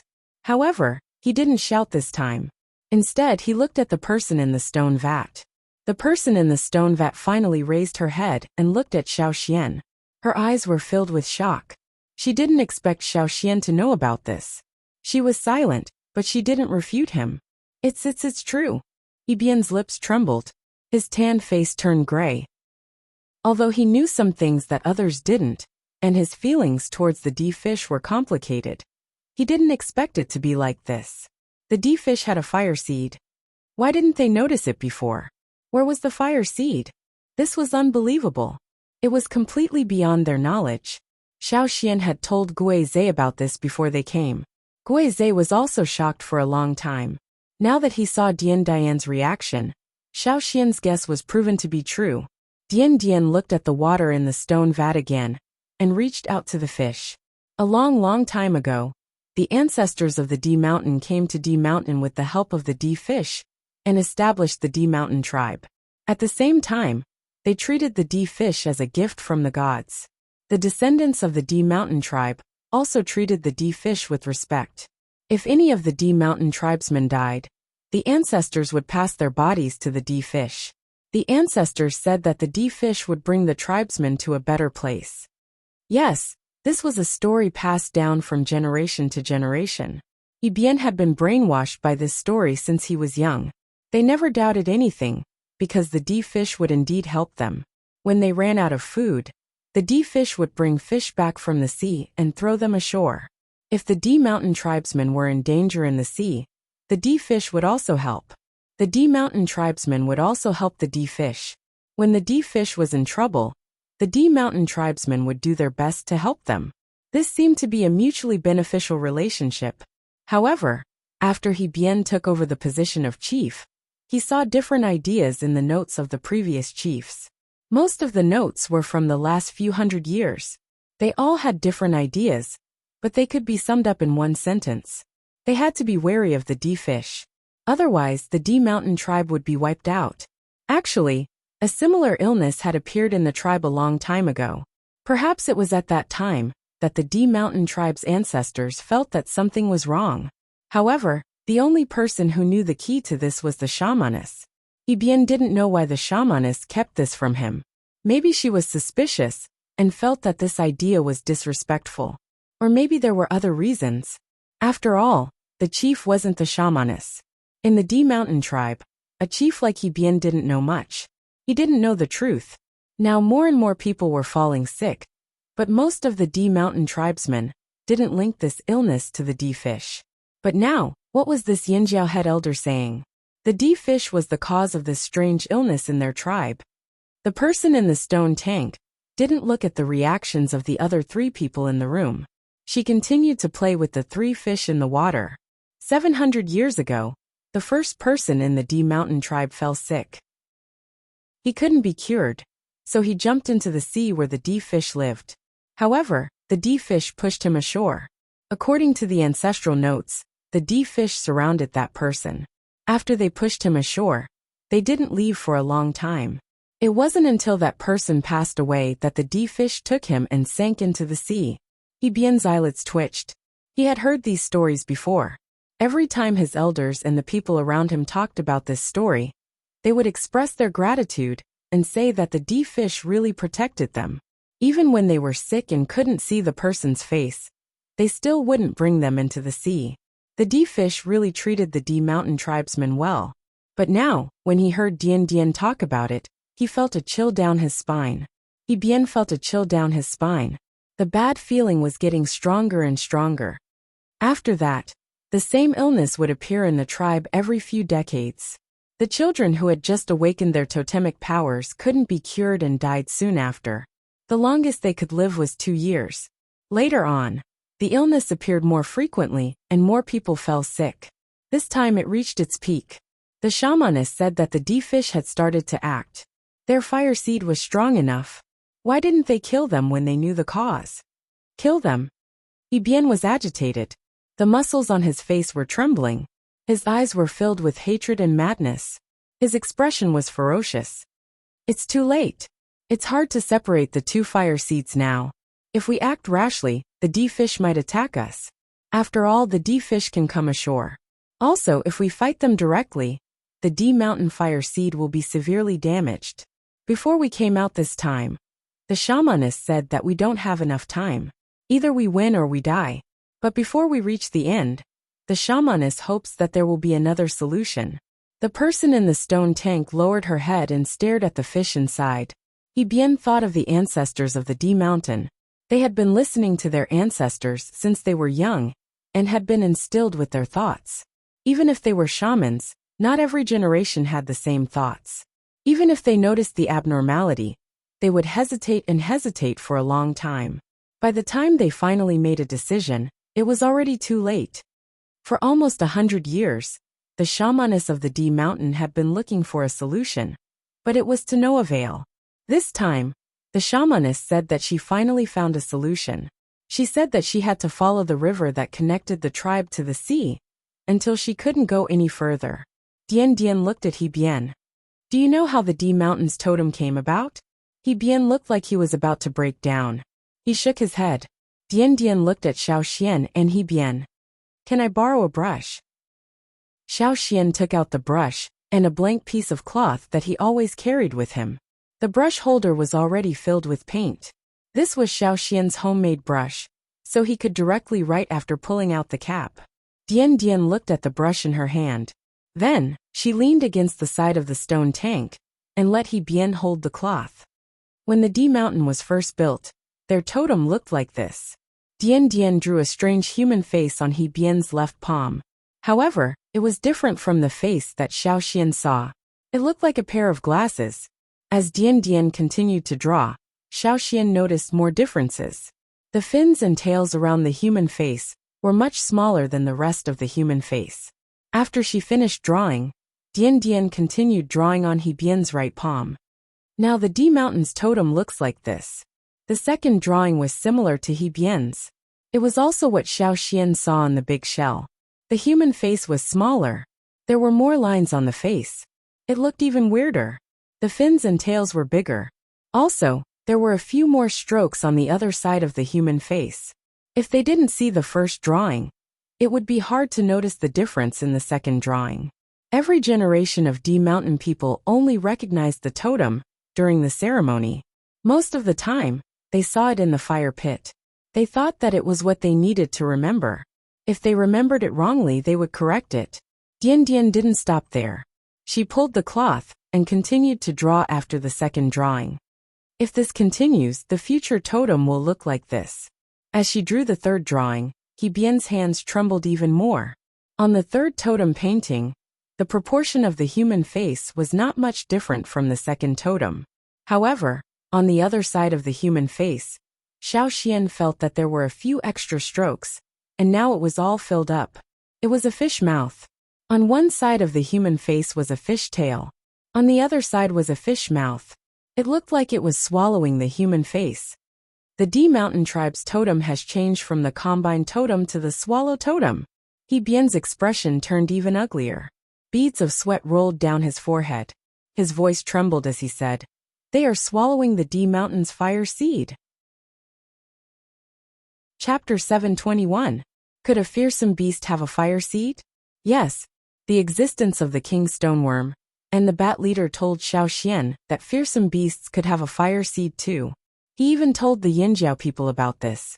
That was why Gui Zhe and the others weren't as shocked as the D people. However, this was the first time they heard of a fearsome beast devouring a human tribe's fire seed. Even though Gigu and the others weren't interested in this matter at first, they still wanted to find out more. How would the D people deal with this situation? How would they fight back? Would they fight them head-on, or use other tactics? He Bian's mind was in a mess. He was already on his guard against the D fish, but the beliefs of the D people that had been passed down for thousands of years were crumbling. It wasn't easy to accept this. No matter how strong He Bian was, he couldn't remain calm at this moment. Beliefs and inheritances, especially things passed down by their ancestors, were rarely doubted or questioned by tribesmen, let alone overturn them. This was also why the D Mountain tribesmen didn't say anything even though they realized something was wrong. In the world of the tribesmen, it was too difficult to make a decision like this. It wasn't easy to make the Yinjiao people doubt their ancestors.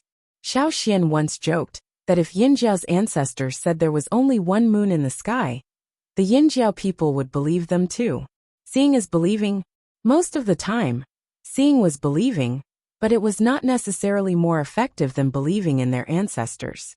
This was the tribesmen. Even if something was right, it still needed time to be accepted. It was during this process that the D Mountain people encountered all kinds of difficulties and ended up in their current state. How can there be two rulers in one place at the same time? The child in the stone vat said with a hint of sarcasm. In the beginning, the ancestors of D Mountain probably wanted to coexist with the D fish. However, time had proven that they were too naive. Even if they were just fish, they were fish that possessed the power of the fire seed. Fearsome beasts weren't necessarily stupid. They could even be more cunning, smarter, more ambitious, and more far-sighted than humans. Now they were constantly eating away at D Mountain's fire seed. The cost of fusing two different types of fire seeds was too great. Time and the lives of generations of tribesmen were not something that most tribes were willing to pay. If they had the energy, They would rather expand their territory and snatch resources. However, those fishes did it. As they gradually devoured the power that did not belong to them, they fused it for their own use. Then what should we do? Ibien's lips trembled. He didn't know if it was out of fear or hatred. He hated that the D-fish would do something like this. He was afraid that their tribe would disappear from this world. In the tribesmen's minds, if their fire seed was taken away, they would be gone. Dian, what should we do? If we can't find a solution here, should we continue marching up the flaming river? Ibien asked anxiously. There's no need to go upstream. Dian continued to play with the piranhas in the stone tank. Her voice was calm. If we can't find a solution here in Yinjiao, then we'll go back. Go back. What about you? You. Ibien stared at the person in the stone tank. He couldn't finish his sentence. The person in the stone tank looked up at Ibien. There wasn't much emotion in her eyes. She looked cold and determined. Go back. I'll carve something on the shell. Bring it back and tell the tribesmen that the D people and the D fish will fight or die. Even the shamaness couldn't convince everyone in the D tribe. But what if she added fuel to the fire? Dian, you and the shamaness. Ibien stared blankly at the person in the stone tank. He wasn't stupid. Compared to the others, he was much smarter. Ibien wasn't outstanding in the D tribe. He was even naughty and mischievous when he was young. However, the shamaness chose him to be the chief because he wasn't dumb. He knew how to think on his own and had his own standards. He might not be able to do what the shamaness wanted him to do, but compared to the others, he was the best choice. Perhaps the shamaness had already expected this day to come when she chose the chief. The shamaness said that we'll find a solution if we follow the flaming river upstream. Is this true? Ibien's voice trembled even more. Dian, who was in the stone vat, revealed a rare look of surprise. Then she revealed a smile. The smile could no longer be seen on her face because of the festering, but the smile in her eyes was obvious. Dian thought to herself that the shamaness had chosen the right person. It was already rare for her to think this far. Seeing Dian's reaction, Ibien's entire body started to tremble. If there really wasn't a solution, the shamaness did say that there was a solution. It's true, but we're not sure. That's why we have another choice. The first half of Dian's words made Ibien sigh in relief, but the second half was like a death sentence. Ibien had already guessed what the other choice was. Dian probably didn't want to come back alive this time. That was why she was so calm. This was related to the survival of the tribe. They couldn't place all their hopes on one path. If they couldn't find a way out of this, they had to prepare another path. The other path was also their last chance. They could only fight. However, if they really fought, the D fish wouldn't hold back. They grew up eating D people. Even if they only ate dead people, they were still D people. What should the D mountain tribe do when faced with the ferocious D fish? Their fire seed was already trapped there by the D fish's fire seed. They couldn't move. If they really fought, how could the D mountain tribe win if they still had their hands tied? Most of the time, changing one's mind required time and blood. The latter could cause a greater impact in a short period of time, especially when it was something deeply ingrained in the tribesmen's minds. If they didn't pay the price, they would never be able to wake them up. The people who brought Dian out were all chosen by the shamaness. They were trustworthy. If there wasn't a solution, then Dian wouldn't be able to hold on for much longer. When they returned, she would only be a corpse. Ibien and the others would bring Dian's corpse back. They would also bring Dian's words on the shell to the tribesmen. That was the solution. Perhaps this would shake the stubborn tribesmen's minds. They wouldn't be a burden to their comrades in battle. Dian's status in the D mountain tribe was very high. Perhaps she was second only to the shamaness. Because of this, her words would definitely change some people's minds. This was a typical shamaness. She always liked to solve problems through thoughts, knowledge, and beliefs. Ibien was already choking on his sobs. He didn't know what to say, but when he was agitated his accent came out. Xiao Xian couldn't understand what he meant. The atmosphere in the room was heavy. Cough. Xiao Xian broke the heavy silence. I don't know how to extract the other totemic power. These two powers are already very tightly entangled. You can feel it yourself. It's extremely difficult to do. If you try to force it, it might even endanger your life. However, have you tried swallowing the D-fish's fire seed instead? Chapter 722. As soon as Xiao Xian said this, He Bian, who had been mumbling to himself, looked at him as if he was an idiot. Of course, they had thought about devouring the D Mountain tribe's fire seed. However, how many years had passed since the D Mountain tribe's fire seed was devoured? How many generations had it been since the D Mountain tribe's fire seed was devoured? Did they even have the time? I'm not saying what you think, Xiao Xian explained. Of course, I know that devouring and merging with the D Mountain tribe's fire seed takes a long time. However, what I'm trying to say is that you can take the fire seed that belongs to you into your own body first. Then, you can slowly fight with the D Mountain tribe's fire seed. Take it into our own body. He Bian didn't understand what Xiao Xian meant.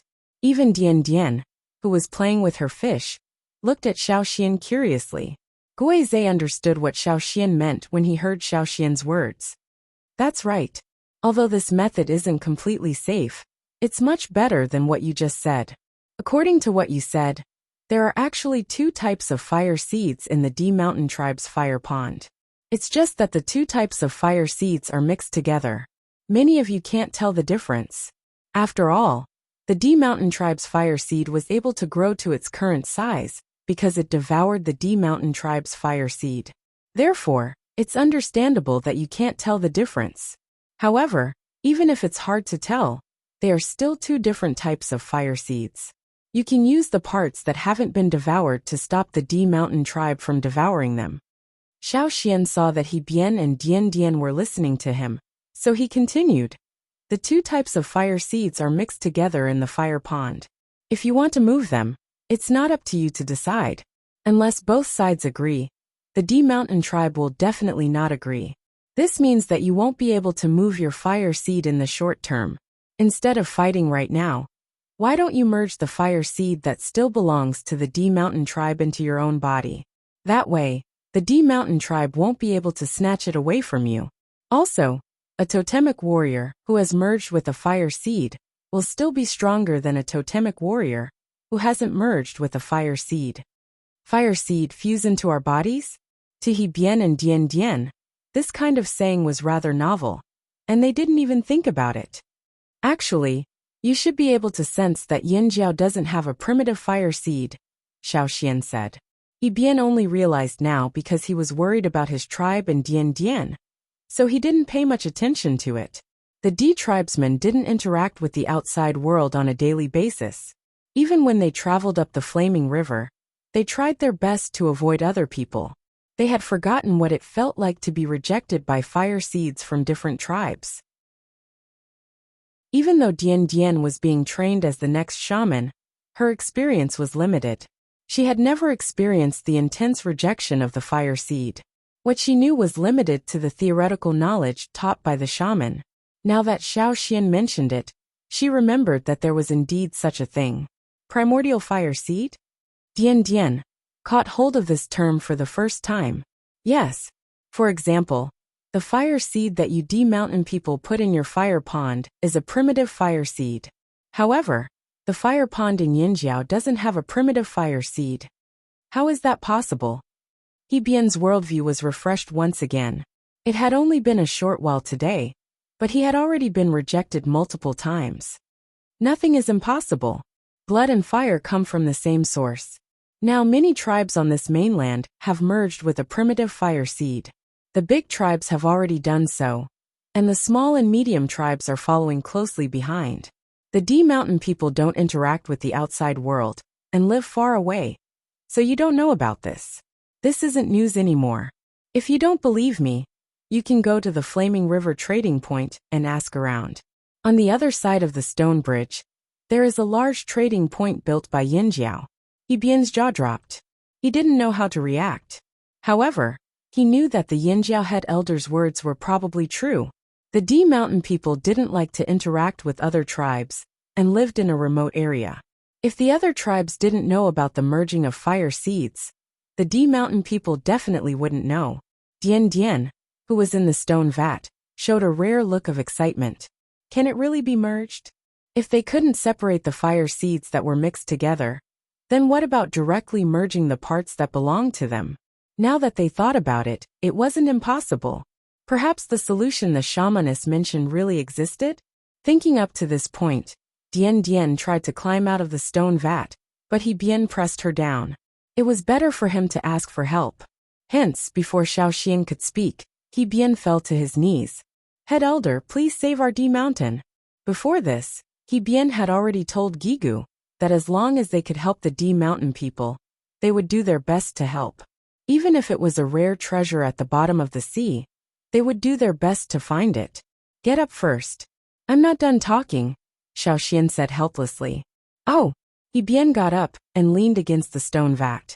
He looked straight at Xiao Xian and waited for Xiao Xian to continue. When Xiao Xian was done, he would continue begging. As long as he could get Yinjiao to help, begging didn't matter. So what if he lost face? It didn't matter. What I want to add is that the D Mountain people's situation is special. We can't predict what will happen during the merging process. Even without your complicated situation, the merging process is still very risky. Xiao Xian told him about the tribes that had failed to merge their fire seeds. He Bian hesitated when he heard about the risks, but Dian Dian, who was in the stone vat, was very excited. Her eyes were shining brightly. Use this method. I believe this is the best solution. He Bian opened his mouth, but he remained silent. He couldn't change Dian Dian's mind. Can you teach us how to merge our fire seeds? Dian Dian asked expectantly. I can only tell you the things you need to pay attention to when merging a primitive fire seed under normal circumstances. You will have to figure out the rest based on the D Mountain people's situation, Xiao Xian said. Dian Dian stood up with difficulty and bowed to Xiao Xian. She said solemnly, "Thank you." He Bian hurriedly supported Dian Dian. At this time, Dian Dian needed a lot of energy just to stand up. She had been lying in the stone vat all day long. Only her hands were slightly better. Xiao Xian looked at Dian Dian, who was lying back down in the stone vat with difficulty. He asked, "Can I take a look at your totemic power?" As he spoke, Xiao Xian pointed at his head. He meant the totemic power in her mindscape. No way, He Bian quickly objected. It wasn't that there was a difference between a man and a woman. It was mainly because they belonged to different tribes, had different fire seeds, and had different totemic powers. Recklessly invading her mindscape would cause a strong rejection. Dian Dian's body was already in a critical condition. If this happened, wouldn't she die? All right. Dian Dian didn't reject him. From her point of view, Xiao Xian was willing to help and teach the D Mountain people how to merge their fire seed. This request was only for him to understand the situation. Perhaps he would give some important suggestions and opinions after seeing it. That way, it would be beneficial for the D Mountain people to merge their fire seed. As for herself, she didn't want to go back alive. She was already satisfied if she could contribute more to the tribe before she died. He Bian was so excited that he wanted to speak to the D Mountain people again. However, he was stopped by Dian Dian's words. He could only squat at the side with a bitter expression. He looked at Xiao Xian nervously. Xiao Xian walked over and asked, "Are you ready?" "I'm ready." Dian Dian was very calm. Guizhe consciously took a few steps back and tried to distance himself from her. She had the aura of the Yinjiao fire seed on her. If he got too close, it would affect her. When he saw Guizhe move, He Bian thought that he had to do it. He also retreated to the door and stood guard. Guizhe wanted to tell He Bian that Xiao Xian was a special case in Yinjiao. He wouldn't be rejected by the fire seed. She had to stay away from him because of her fire seed. However, as a D Mountain person, he didn't have to stay so far away. However, when he saw how nervous He Bian was, he didn't say anything. He Bian leaned against the door and clenched his fists. He stared at the Yinjiao elder without blinking. He saw the Yinjiao elder raise a finger and place it between Dian Dian's eyebrows. Dian Dian was also paying attention to the situation in her mindscape. The D Mountain totem was the same as the second drawing she made. On the other side of the human face, there were some new things. However, the fish mouth hadn't formed yet. The fish mouth hadn't completely swallowed the human face yet. At first glance, the flames around the totem looked normal. They were all blue. However, only Dian Dian knew that there were two different types of flames mixed together. Moreover, the D fish's flames were the majority. They were even surrounding her. Otherwise, her condition wouldn't be so serious. However, the D mountain's flames were also fighting back. It was just that they were inside the flames, so it wasn't obvious. At this moment, a ball of white flames appeared in Dian Dian's mindscape. When this ball of white flames appeared, the totem flames that were fighting fiercely suddenly calmed down. It was as if they were fighting and suddenly saw an outsider. They were so scared that they stopped fighting. Dian Dian's condition worsened, because the two types of flames in the totem flames were fighting. Therefore, when the battle stopped, Dian Dian felt her body relax. The festering pain was still there, but it was much fainter. She didn't show any signs of pain. Yi Bian's anxious heart finally relaxed a little. Xiao Xian saw the totem in Dian Dian's mindscape. The D mountain's totem flames were blue. They looked like seawater when they surged. The totem was very clear. He could see the fish mouth that hadn't formed yet. This meant that Dian Dian wasn't exaggerating. The totem flames looked like they only had one color, but Xiao Xian could clearly tell the difference. He knew which flames belonged to the D fish, and which belonged to the D tribesman. They were both blue, but in Xiao Xian's eyes, they were black and white. The situation wasn't good. The D fish's flames had already surrounded the D tribesman's flames.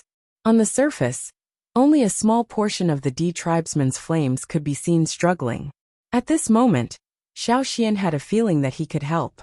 The ball of white flames flew towards the totem flames, but Dian Dian didn't feel any resistance. This surprised her. This was completely different from what the shaman had taught her. The ball of white flames approached the human-faced fish totem and entered the flames.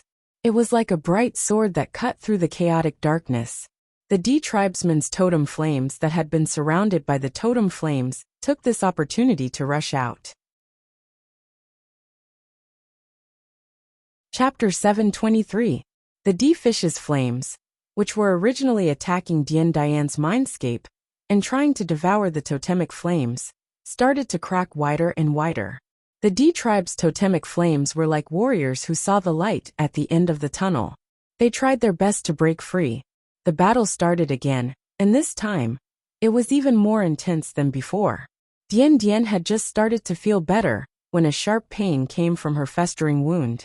It spread throughout her body, but she clenched her teeth and didn't scream. Was it because of the fire seed's rejection? No, it wasn't because of the fire seed's rejection. That ball of flames wasn't the reason for all this. Her condition worsened because the two totemic powers in her body started to fight again. In the D tribe, the difference between those who were sick and those who weren't sick, no, those who were seriously ill, and those who weren't, was that the two totemic powers in the former couldn't coexist, and were fighting against each other, like Dian Dian. The latter, on the other hand, were still in a stable condition, like Yi Bian and the others.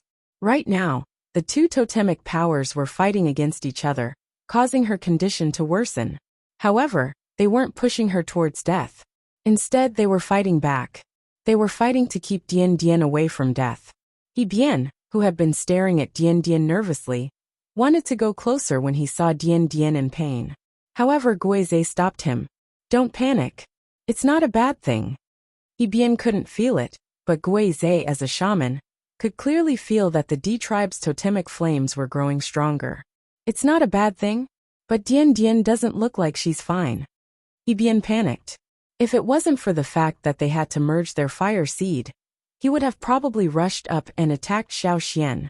Wait there, Dian Dian suddenly said. Her voice was suppressed as if she was in extreme pain.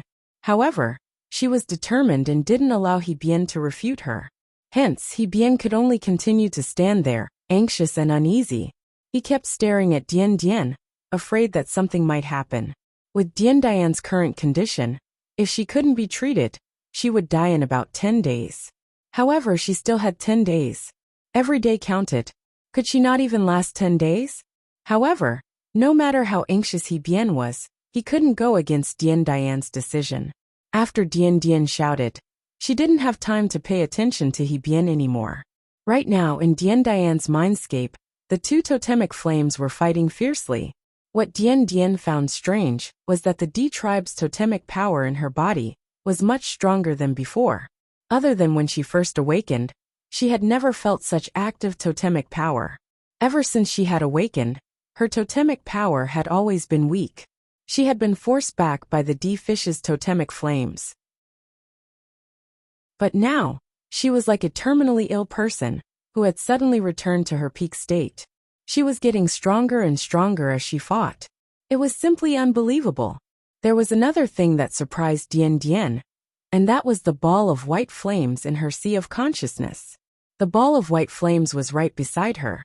But even though the D tribes and the D fish's flames were fighting fiercely, none of them attacked that ball of white flames. Logically speaking, if a power that didn't belong to her tribe entered her body, she would be strongly rejected. Just like the battle in her mindscape, that ball of white flames was also from another tribe, but it didn't reject her. On the contrary, Dien Dien even felt that when this ball of white flames existed, the totemic flames in her mindscape became more active. However, she didn't have the energy to pay attention to that ball of white flames right now. She focused all her energy on fighting back. The D tribe's totemic flames in her mindscape were one with Dien Dien. Dien Dian's thoughts could also affect the totemic flames. Ever since her illness had acted up, every time Dien Dien tried to use her totemic power, she would feel more and more pain. But this time, Dien Dien didn't care anymore. If she didn't fight, she would die. She might as well fight. As her totemic power increased again, the totemic patterns under her festering skin were no longer obvious. They were even hard to notice, because they were covered by her wounds. However, some brown blood started to seep out of her festering wounds. This kind of scene had happened before. Every time he had a serious illness, this kind of situation would occur. However, compared to the past, the bleeding rate now was much faster. In the stone vat, the clear water at the bottom of the vat started to turn murky. Not only was the color of the water changing, but there were also small pieces of flesh falling off the festering wounds in the water. The three piranhas in the stone vat started to jump around like headless flies the moment the blood started to seep out of the vat. They banged against the walls of the stone vat, making loud banging sounds. Soon, the banging sounds became softer and softer. The time between banging sounds also became longer and longer, until there were no more banging sounds. Bien craned his neck and looked into the vat. All he saw were three fishes with their bellies turned up on the surface of the stone vat. Their blood-red eyes were wide open, and he could even see their fine teeth in their open mouths. Did they die just like that? Xiao Xian could feel the two powers in Dien Dian's body fighting against each other. He wanted to retreat and leave the battlefield, but the moment he did so, the D tribe's totemic flame in Dien Dian's mindscape became weak. When Xiao Xian brought the white flame closer, the D tribe's totemic flame became active again. After this happened twice, Xiao Xian knew that the white flame could make the totemic flame more active, and the totemic power would become stronger as well. The white flame came from another power in Xiao Xian's body. It was the light shield that enveloped the totemic flame. Its power was similar to the fire seed, but it was never rejected by another tribe's fire seed. This had happened in the drumming tribe, rain tribe, and other tribes before. Now Dien Dian's body was proof of this. The totemic power came from the fire seed. If the fire seed didn't reject this power, the totemic power wouldn't reject it either. On the contrary, every time this power was used, no matter if it was the Yinjiao's totemic flame, or the totemic flame of another tribe, it would become more active. Xiao Xian had some guesses as to how the rain fell on the rain tribe back then. How did the drumming tribe's water moon stones turn into water moon stones in Xiao Xian's hands? How did the water sun stones turn into water sun stones? All these questions were related to that power, but Xiao Xian still didn't understand what it was.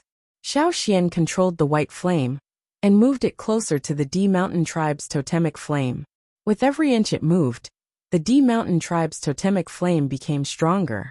On the other hand, the D fish's totemic flame became weaker.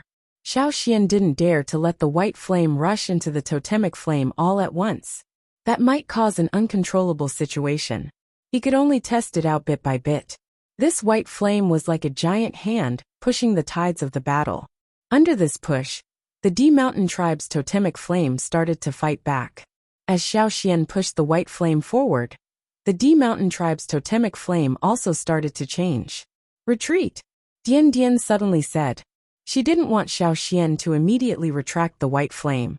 Instead, she wanted Xiaoxian to move the white flame away from the D Mountain Tribe's totemic flame. Now the D Mountain Tribe's totemic flame wanted to play a game of cat and mouse. No, it should be said that this was Dian Dian's own plan. The D fish wanted to swallow her totemic flame, but now, with Xiaoxian's intervention, the situation had changed. Dian Dian decided to use the same method on the D fish's totemic flame.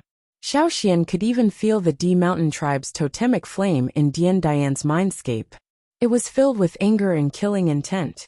The D Mountain Tribe's totemic flame wrapped around the D fish's totemic flame. Swallow. The D fish's totemic flame wanted to fight back, but the D Mountain Tribe's totemic flame was too strong. It didn't give the D fish any chance to escape. The D fish's totemic flame was like a predator that swallowed its prey whole. Xiaoxian didn't leave immediately. Instead, he continued to wait at the side. He waited for the D Mountain Tribe's totemic flame to strengthen until the situation was irreversible. At the same time, Xiaoxian realized that the totemic flame in Dian Dian's mindscape was changing. The D tribe and the D fish shared the same totemic flame because of the conflict between their fire seeds. Whoever had the upper hand would have the totemic flame tilted towards them. At this moment on the human face, the two simple lines that represented the eyes started to thicken in the middle. It was as if the closed eyes were opening. The human face started to grow bigger. The fins around the human face started to sway, and the fish tail started to sway as well. Amidst the flames, the totemic flame, which was originally a fish swallowing a human face, started to change back to its original form. The human face grew bigger, and the fins started to shrink. The fish mouth started to appear on the other side of the human face, and it slowly disappeared like a weathered stone. The process of swallowing might take a long time, but the totemic flame was changing at a speed visible to the naked eye. The swallowing process was accelerating. The D fish's totemic flame was taking back the power it had stolen from the D tribe. Chapter 724. When the D tribe's totemic flames finished devouring the D fish's totemic flames, Xiaoxian retracted the ball of white fire that had entered her mindscape. Xiaoxian retracted his finger and scanned his surroundings. The water moonstones in the room emitted a white glow. There was no light coming from the cracks of the windows. It's already nighttime? Xiaoxian was surprised. Yes, it's only been a while. Guizhe passed a small jade bottle containing pills to Xiaoxian. Although Guizhe didn't know what had happened and why it took half a day, it was undoubtedly exhausting. These pills were newly concocted after discussing with the Taiha tribe. They could quickly replenish totemic energy. It couldn't be compared to the fire crystals, but it was better than doing nothing. Grand Elder, how's Dian Dian now? Yi Bian walked over quietly and asked Xiaoxian in a low voice. The person in the stone vat had her eyes closed as if she was asleep. Only her breathing told Yi Bian that she was still alive. He didn't dare to disturb Dian Dian, so he could only ask Xiaoxian. She's fine. Xiaoxian popped a pill into his mouth. Although he was only a bystander, maintaining that ball of fire had consumed a lot of energy. She's fine? What do you mean? Yi Bian asked in a daze. If everything goes well, she should be able to recover for the time being. They didn't know what would happen to the D tribe and the D fish's fire seed in the future, so they could only talk about the current situation. After all, Dian Dian was the only one who changed. Even if she could recover, if they lost the battle for the fire seed, she wouldn't have a good ending. Recover? Are you saying that Dian Dian won't die? Will she really recover? Yi Bian couldn't control his voice, so he immediately lowered it and asked again. Really? Okay, pay attention to her tonight. You can give her some of the medicine that Guizhe gave you. Xiaoxian checked the situation in Dian Dian's sea of consciousness again. There were no changes, and it was still the same as before. After devouring, it still needed time to adapt and integrate. Just like a python that had swallowed its prey, it also needed time to digest its prey. Xiao Xian did not need to do anything, nor could he help. After leaving the settlement, Xiao Xian briefly explained Dian Dian's situation to Guizhe. While Guizhe was amazed at Xiao Xian's ability, which was different from other Yinjiao people, he thought, "It seems that since the totem has changed, it should be fine." However, Dian Dian is the only one who changed. The rest of the D people are still the same. Will they continue merging their fire seeds? It should be. Otherwise, there's no way to solve it. On the other side, after Xiao Xian and Guizhe left, He Bian found two people he trusted the most to take turns looking after the stone vat, while the others stood guard outside.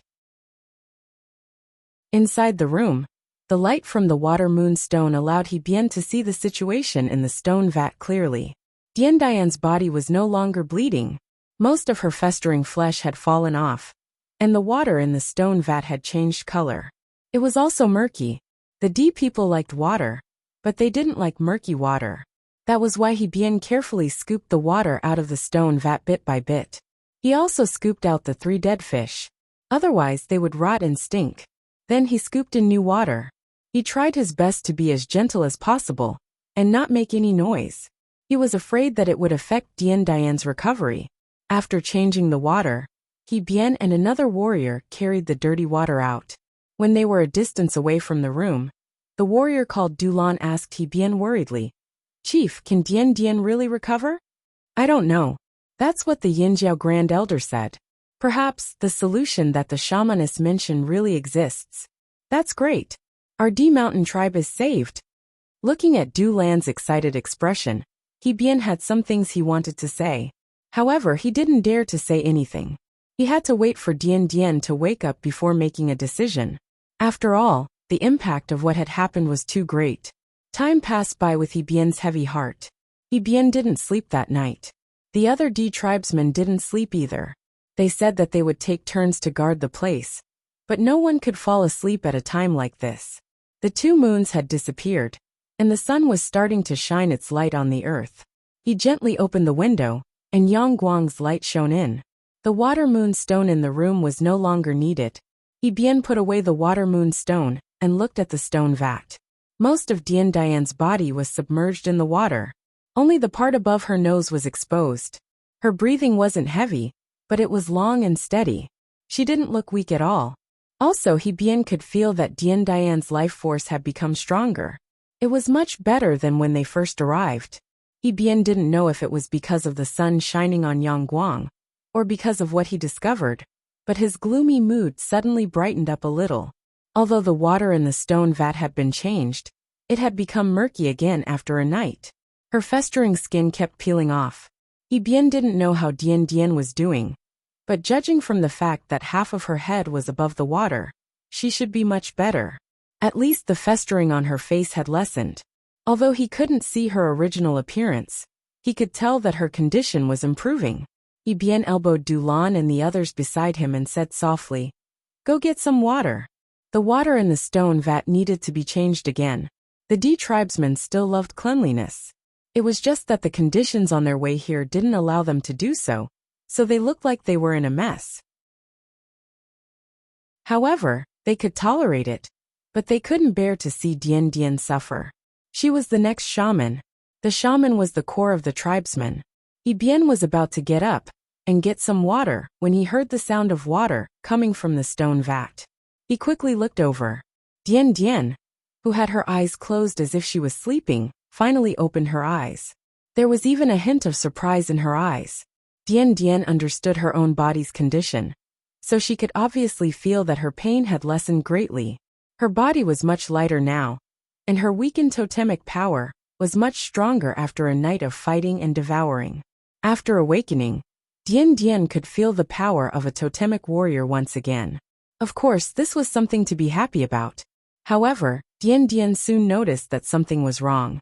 He Bian and the others wanted to ask her something, but they saw the joy in Dian Dian's eyes turn into confusion, and then into shock. A childish scream came from the room, followed by the sound of water splashing and panicking. He Bian rushed out of his tent and ran to find Xiao Xian.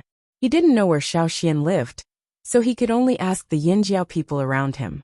When he asked, his voice was trembling, and he even had an accent. The Yinjiao warriors listened a few times before they heard him say, "Great Elder." When Xiaoxian saw He Bian, he had just stepped out of the door when he heard someone calling him. He looked up and saw a figure running towards him like the wind. Then, with a plop, the figure knelt in front of him.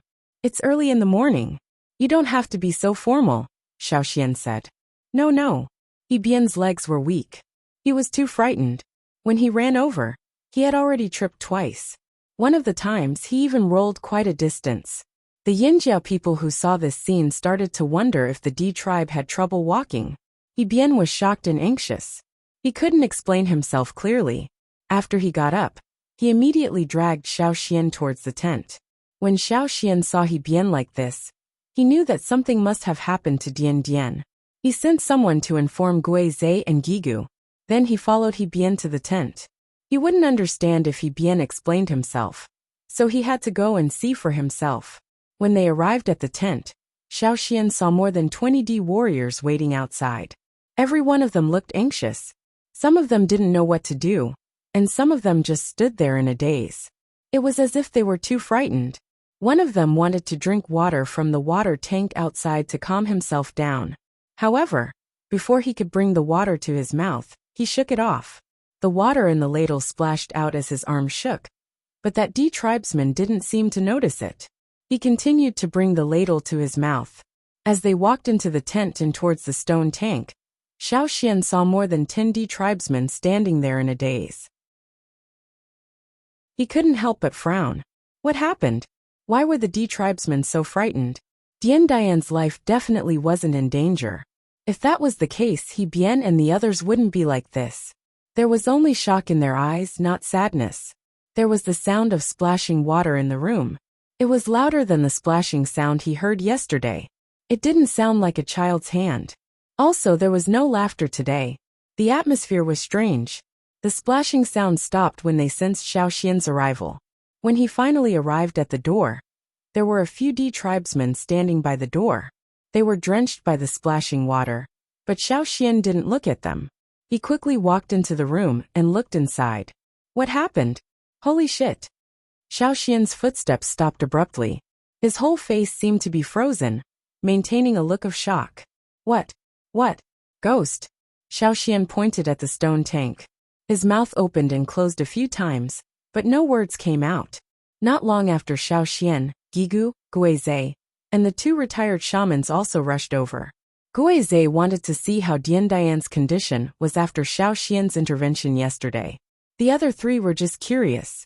However, when the 4 of them arrived at the door and saw the situation inside, even the usually calm Gigu almost jumped up in shock. Dian Dian was lying in the stone tank.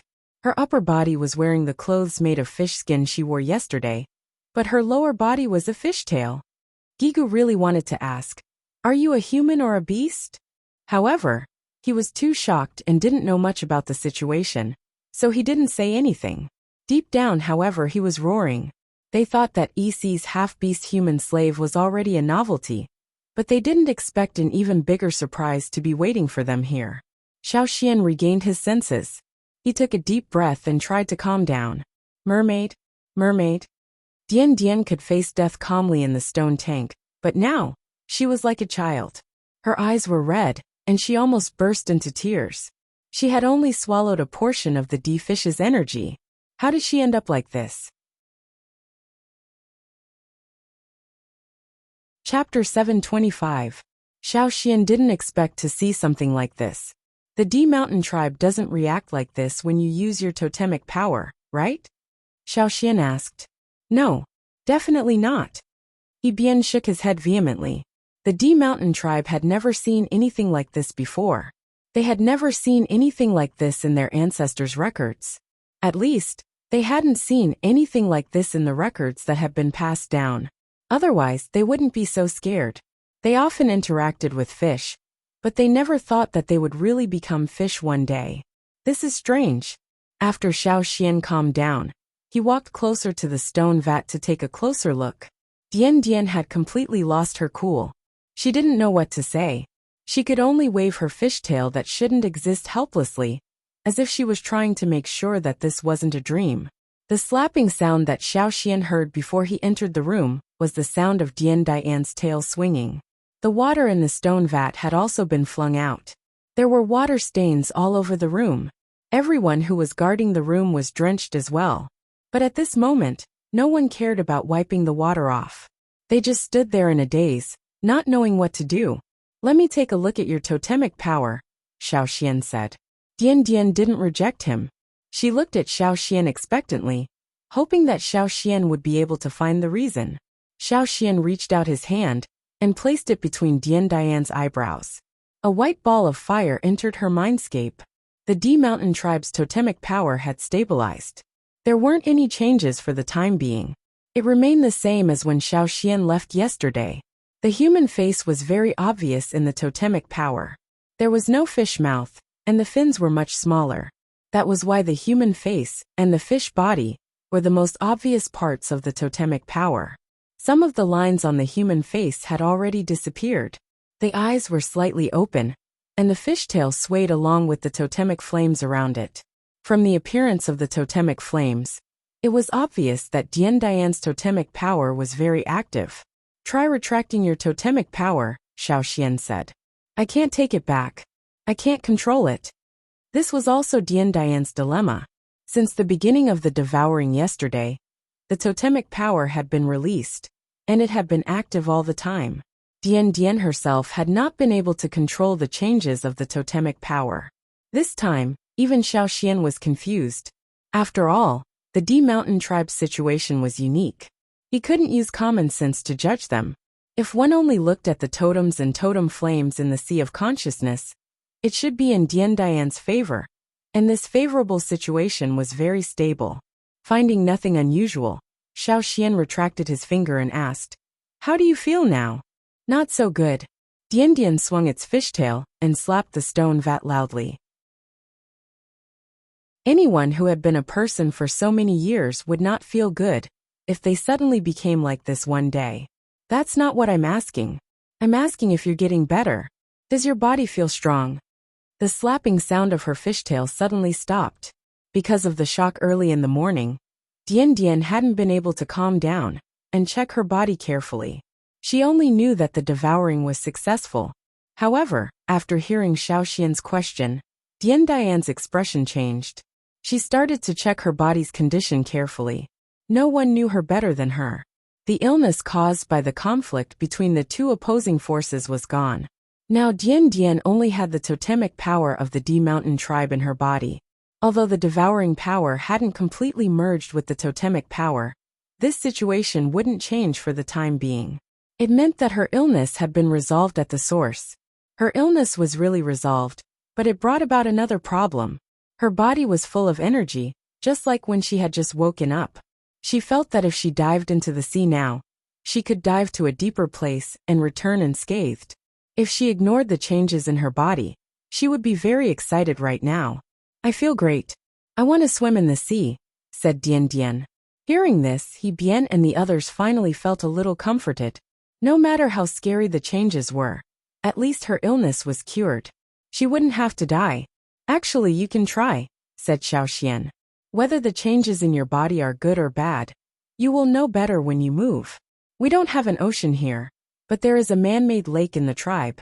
You can swim there." No matter how big the stone tank was, it couldn't move freely. Dian Dian agreed. As long as she moved freely, she would know the changes in her body. "But I want to swim in the water, but I don't want to go to the lake. I want to go to the river in front." Dian Dian's eyes suddenly shone brightly.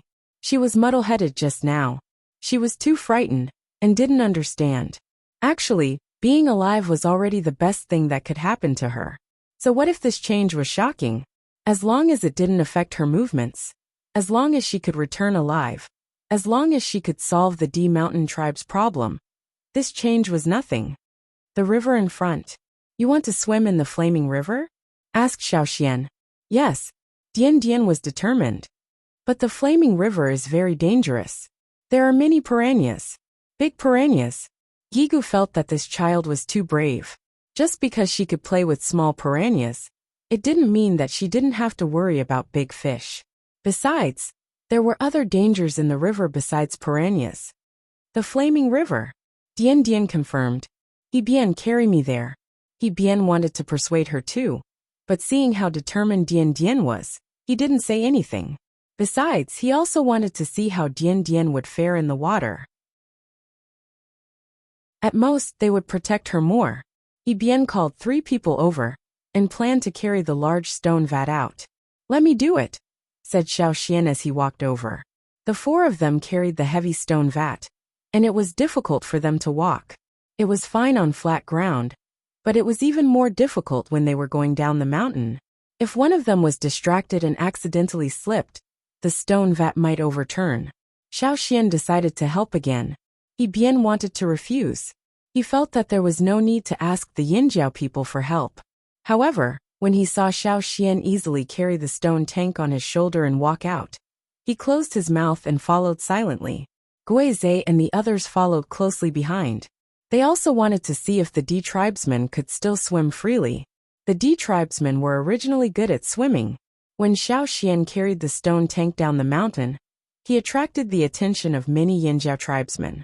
They didn't understand why the head elder was carrying such a huge tank. There were many people following behind him, including the chief, shaman and elders. Oh, there were also the D tribesmen. What were they going to do?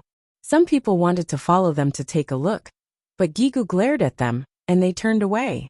The morning sun had just started to shine brightly. The surface of the flaming river was wrinkled by the wind, reflecting the sunlight. The people guarding the flaming river were chewing on freshly roasted beast meat.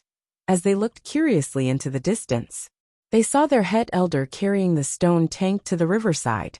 Then, as if he was splashing water, he splashed the person inside the stone tank. Splashed it out. As Xiao Xian moved, a figure flew out, drew an arc in the air, and jumped into the flaming river. Splat! The roasted meat in the mouth of the Yinjiao warrior guarding the riverside fell to the ground, but he didn't pick it up. Instead, he stared at the river. Did they see wrongly just now? Chapter 726. Beside the flaming river, Xiao Xian and the others stood on the shore. He bien and the rest were prepared to enter the water to rescue Dian Dian. The person who entered the flaming river was already swimming underwater. Everyone on the shore could sense her movements. Dian Dian did not retract her totemic power, so even if they couldn't see what was going on under the river, they could still sense her movements. "She's swimming," Gigu said. Yes. Everyone on the shore could tell that Dian Dian had already entered the water and started swimming. Being able to swim meant that she could control her fish-like tail. She was like a toddler learning how to walk. At first, Dian Dian wasn't very familiar with swimming, so she swam very slowly. She surfaced a few times, but didn't look like she was in danger. But at the same time, this also meant that she did not encounter any trouble in the water. Those piranhas did not attack her. On the contrary, at the place where Dian Dian entered the water, some piranhas that were close to the surface of the water swam away, as if they were avoiding her. Gradually, the person under the water started to get used to it, and her speed increased. The clothes Dian Dian was wearing were made from the skin of a sea fish.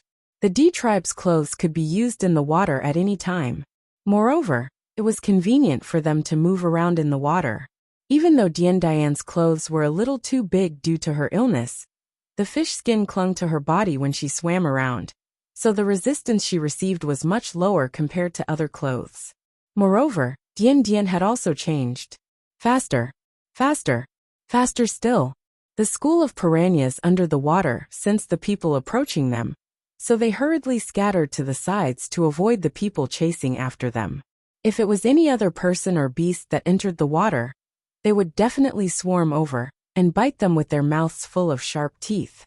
But now they all chose to avoid them. Xiao Xian had seen this before when the drumming tribe's crocodiles entered the water. But now, this small figure with an unusual appearance made the piranhas react, as if they had seen a crocodile. Their fish tails swayed vigorously, creating a vacuum in the water. When the person who caused this left, the bubbles quickly disappeared.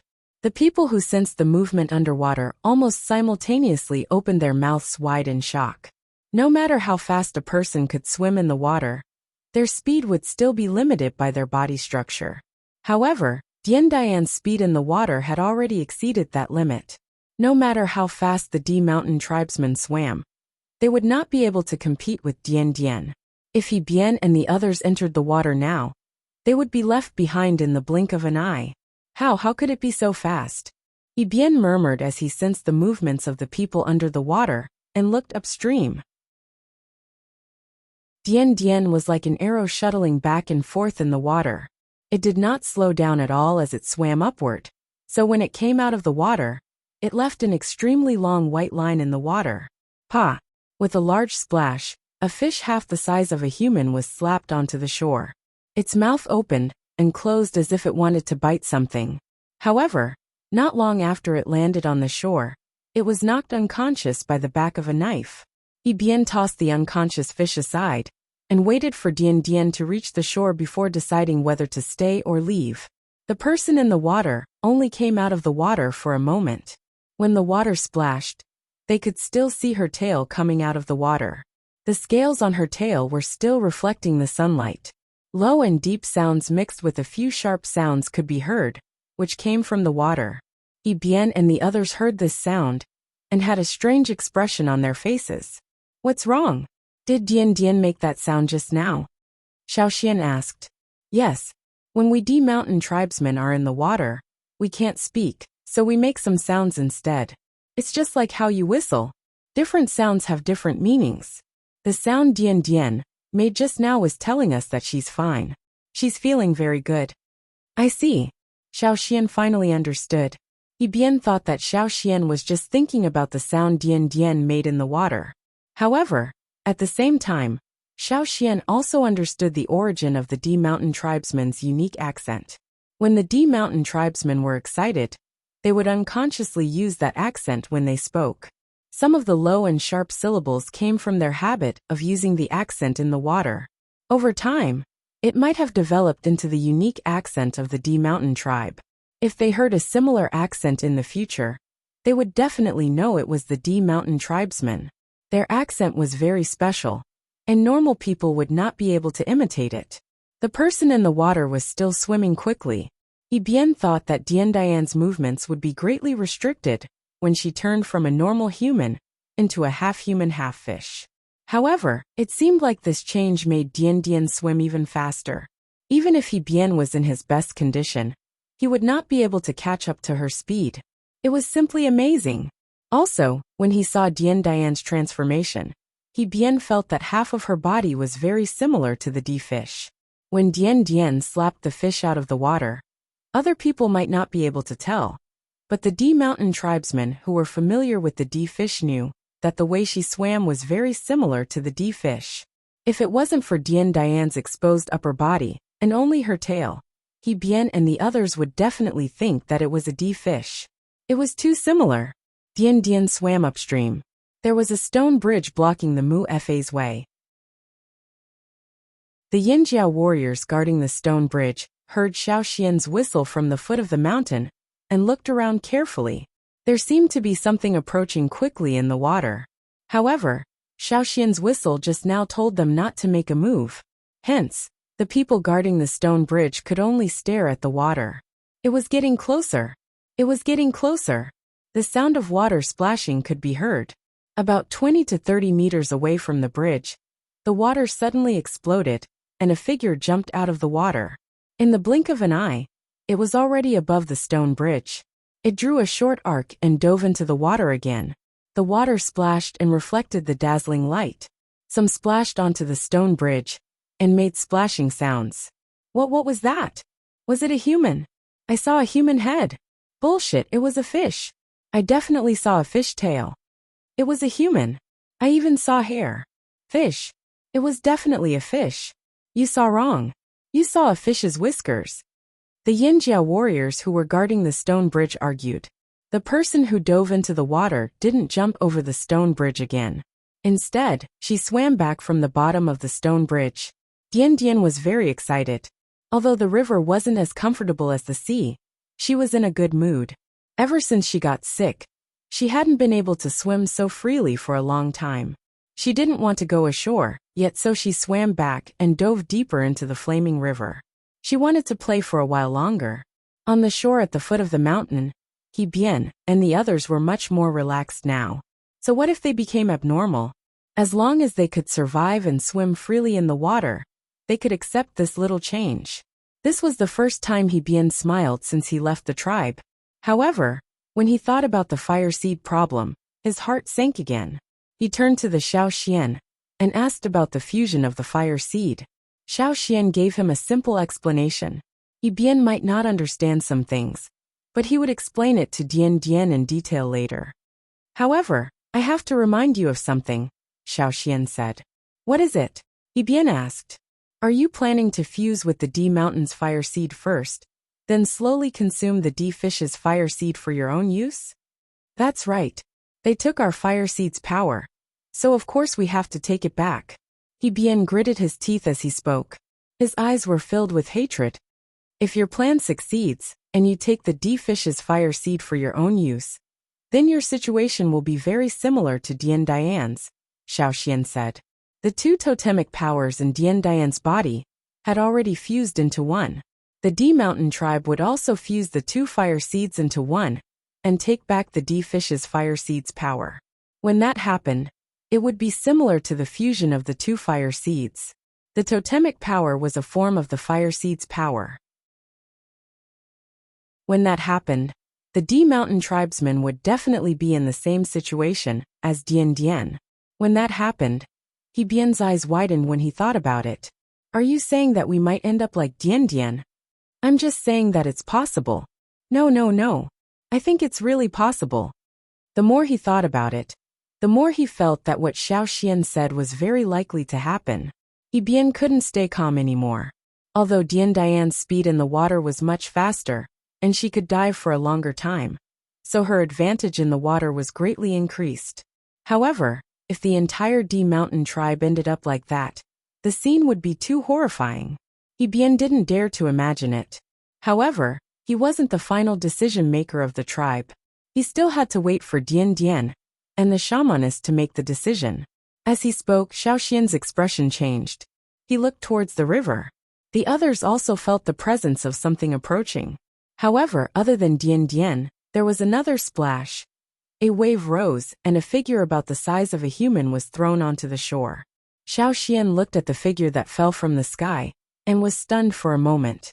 The two huge claws and the hard shell with spots on it, although it looked different from the shrimp in his memory, there were many similarities between it and the shrimp in his memory. When the thing that was thrown onto the shore landed, Dian had already swum to the shore.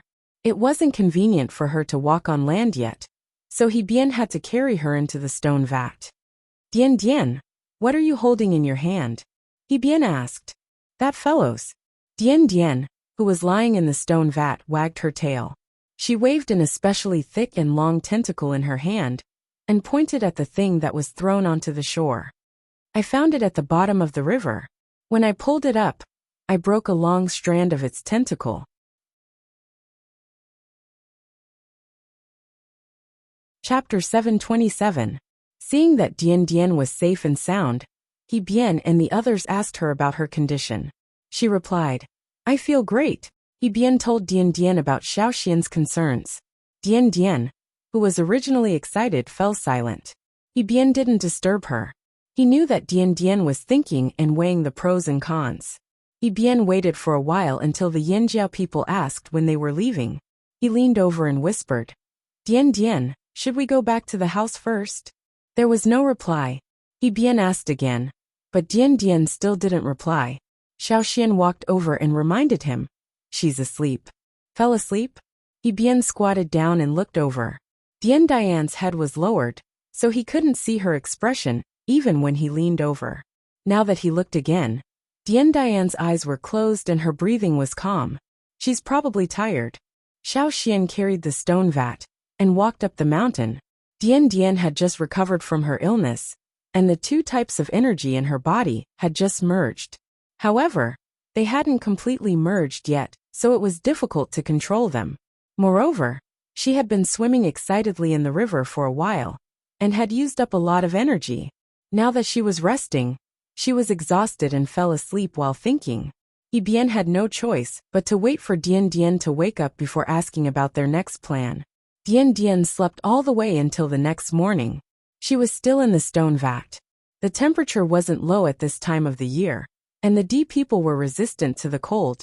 So Dian Dian even added some water to the stone vat. Bian didn't know if Dian Dian needed water, but if it was a D fish, it would be better if there was water. Therefore, after Xiao Xian carried the stone vat up the mountain, Bian added some clean water to it. Dian Dian slept in the stone vat for the whole night. After a night, the water in the stone vat was only slightly murky. It was much better than a few days ago. The ulcers on Dian Dian's body were also much better. When it was completely healed, the water wouldn't become murky again, even if she lay in the water for the whole night. When Dian Dian woke up again, Bian and the others were also resting by her side. Because they were sure that Dian Dian was no longer in danger of falling sick, their tiredness from the past few days was finally released. They rested and started to nap. When Dian Dian woke up, she felt relaxed all over. It was not the kind of relaxation one would feel after recovering from a long illness. Instead, it was a kind of carefree and open feeling. This should be the reason why she swam along the river yesterday. Thinking about the changes in her body, Dian Dian planned to look at her fish-like lower body. However, she soon realized that something was wrong. Xiao Xian was walking down the mountain, intending to check on the pterosaur. He didn't expect to be stopped by Bian, who was chasing after him. There was someone sitting on Bian's shoulder. It was Dian Dian.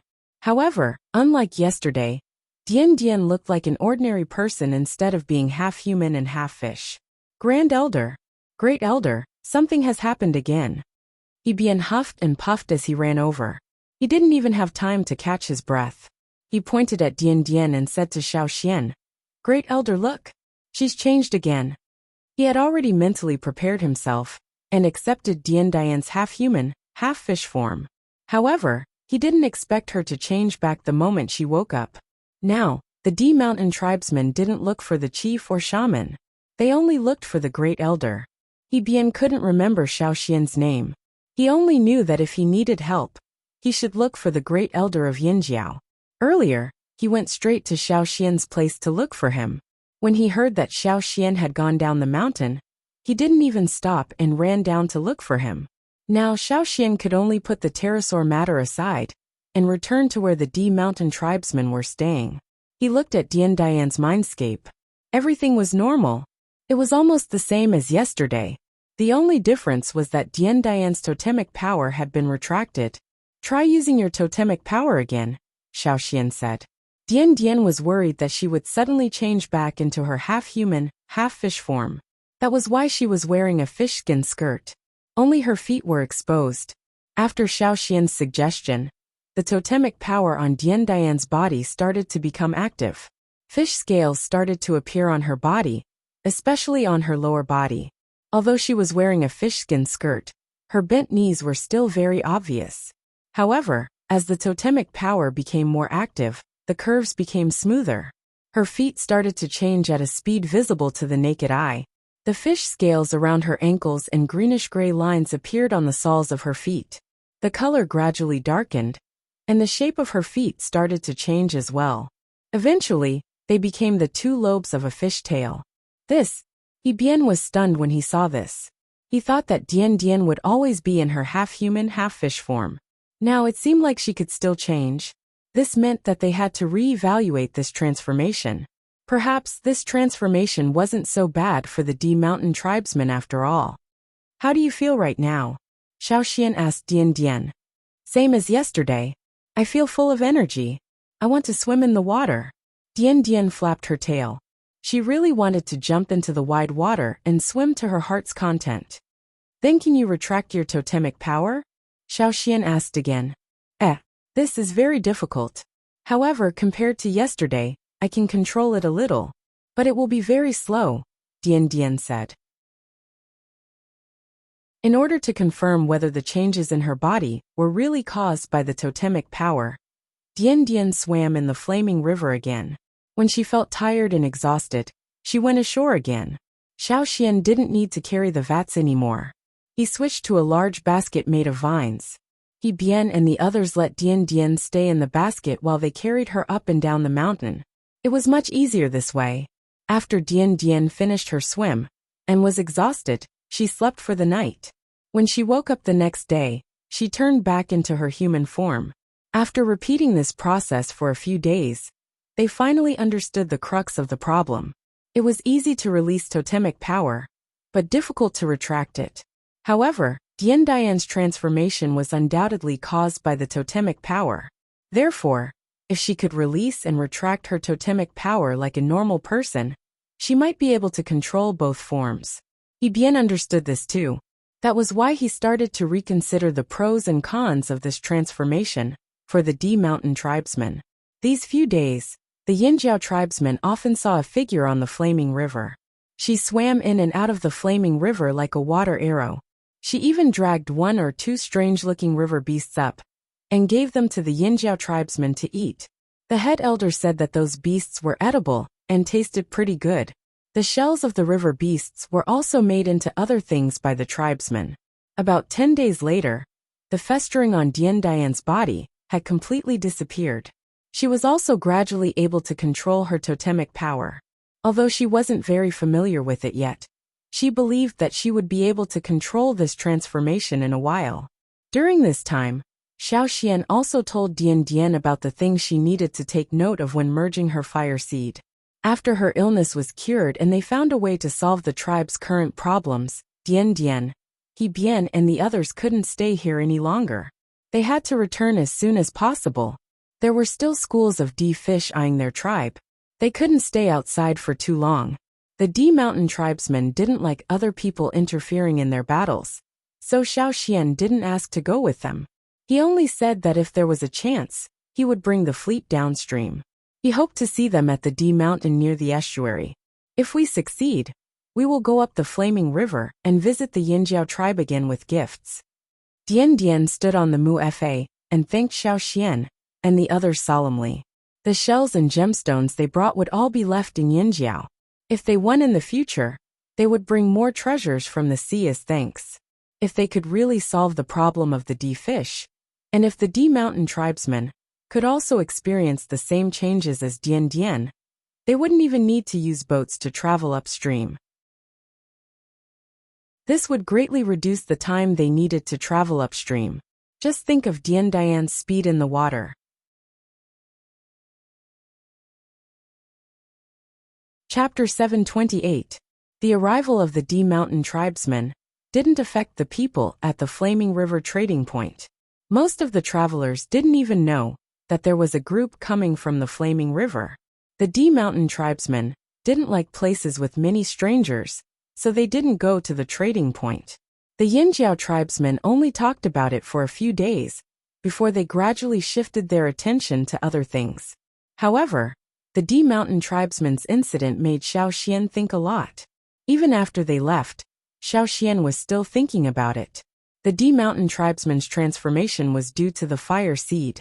In the past, Xiao Xian always thought that the fire seed was only related to strength. However, the D Mountain tribesmen's incident told him that the fire seed's ability wasn't limited to that. The fire seed's mysteries were far beyond his imagination. The change in the fire seed could affect totems and the strength in the tribesmen's bodies. It could even change a person's form. Even if the D Mountain tribe's situation was special, it couldn't be denied that the fire seed played a key role in their transformation. Thinking deeper, if the fire seed could change a person's form, could it also change a beast's form? On the surface of the flaming river, the pterosaur swam on the surface of the river. It raised its wings and borrowed the strength of the wind to move its body like a sail. On a tree branch by the bank, the withered leaf birds that could already fly stood in rows on the branches and watched the river. They were waiting for the pterosaur to have enough fun and catch fish for them. If it wasn't frozen, the pterosaur wouldn't have lived in this era. There were no longer any dinosaurs in the forest, and the sky was no longer the pterosaur's domain. The creatures that survived from ancient times, such as the crocodiles and other beasts and plants, only made up a small portion of the population. Of course, this was only what it looked like on the surface. What if the giant beasts that existed in the past didn't all go extinct? What if they turned into another type of creature? Humans could turn into mermaids and mermen. One type of beast could turn into another type of beast. The pterosaur was afraid of the fire seed. It might have been frightened by the fire seed before it was frozen. Then, did that mean that the fire seed had already started a large-scale transformation? Was that the reason why the pterosaur was so afraid of the fire seed? Too much time had passed. Xiaoxian could only guess what happened back then. He couldn't know the truth. As for the pterosaur that survived, it couldn't speak.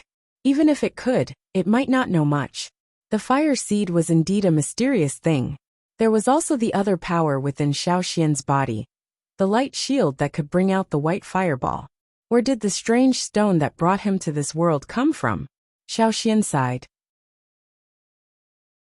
It was such a profound question that he couldn't figure it out at the moment, so he decided not to think about it. Before the D Mountain tribesmen left, Xiaoxian asked them about the route from the seaside to here. Bian couldn't remember most of the details, but there were many D Mountain tribesmen. Each of them remembered a little. Even though it wasn't much, it was enough to fill in the blanks on the map. They had a rough description of the dangerous areas and the tributaries.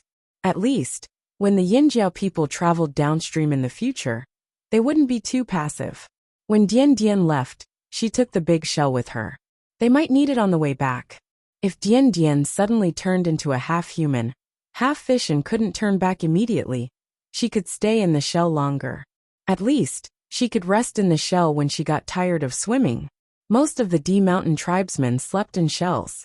Bian and the others didn't want Dian Dian to sleep on a wooden raft. It was uncomfortable to sleep on a wooden raft. It was better to sleep in the shell. Before they left, Dian Dian gave the 20 fist-sized pearls in the shell to Xiaoxian. These 20 pearls were placed at the bottom of the shell. There was a layer of fish skin on top, so when the shell was opened, Xiaoxian and the others didn't see the pearls.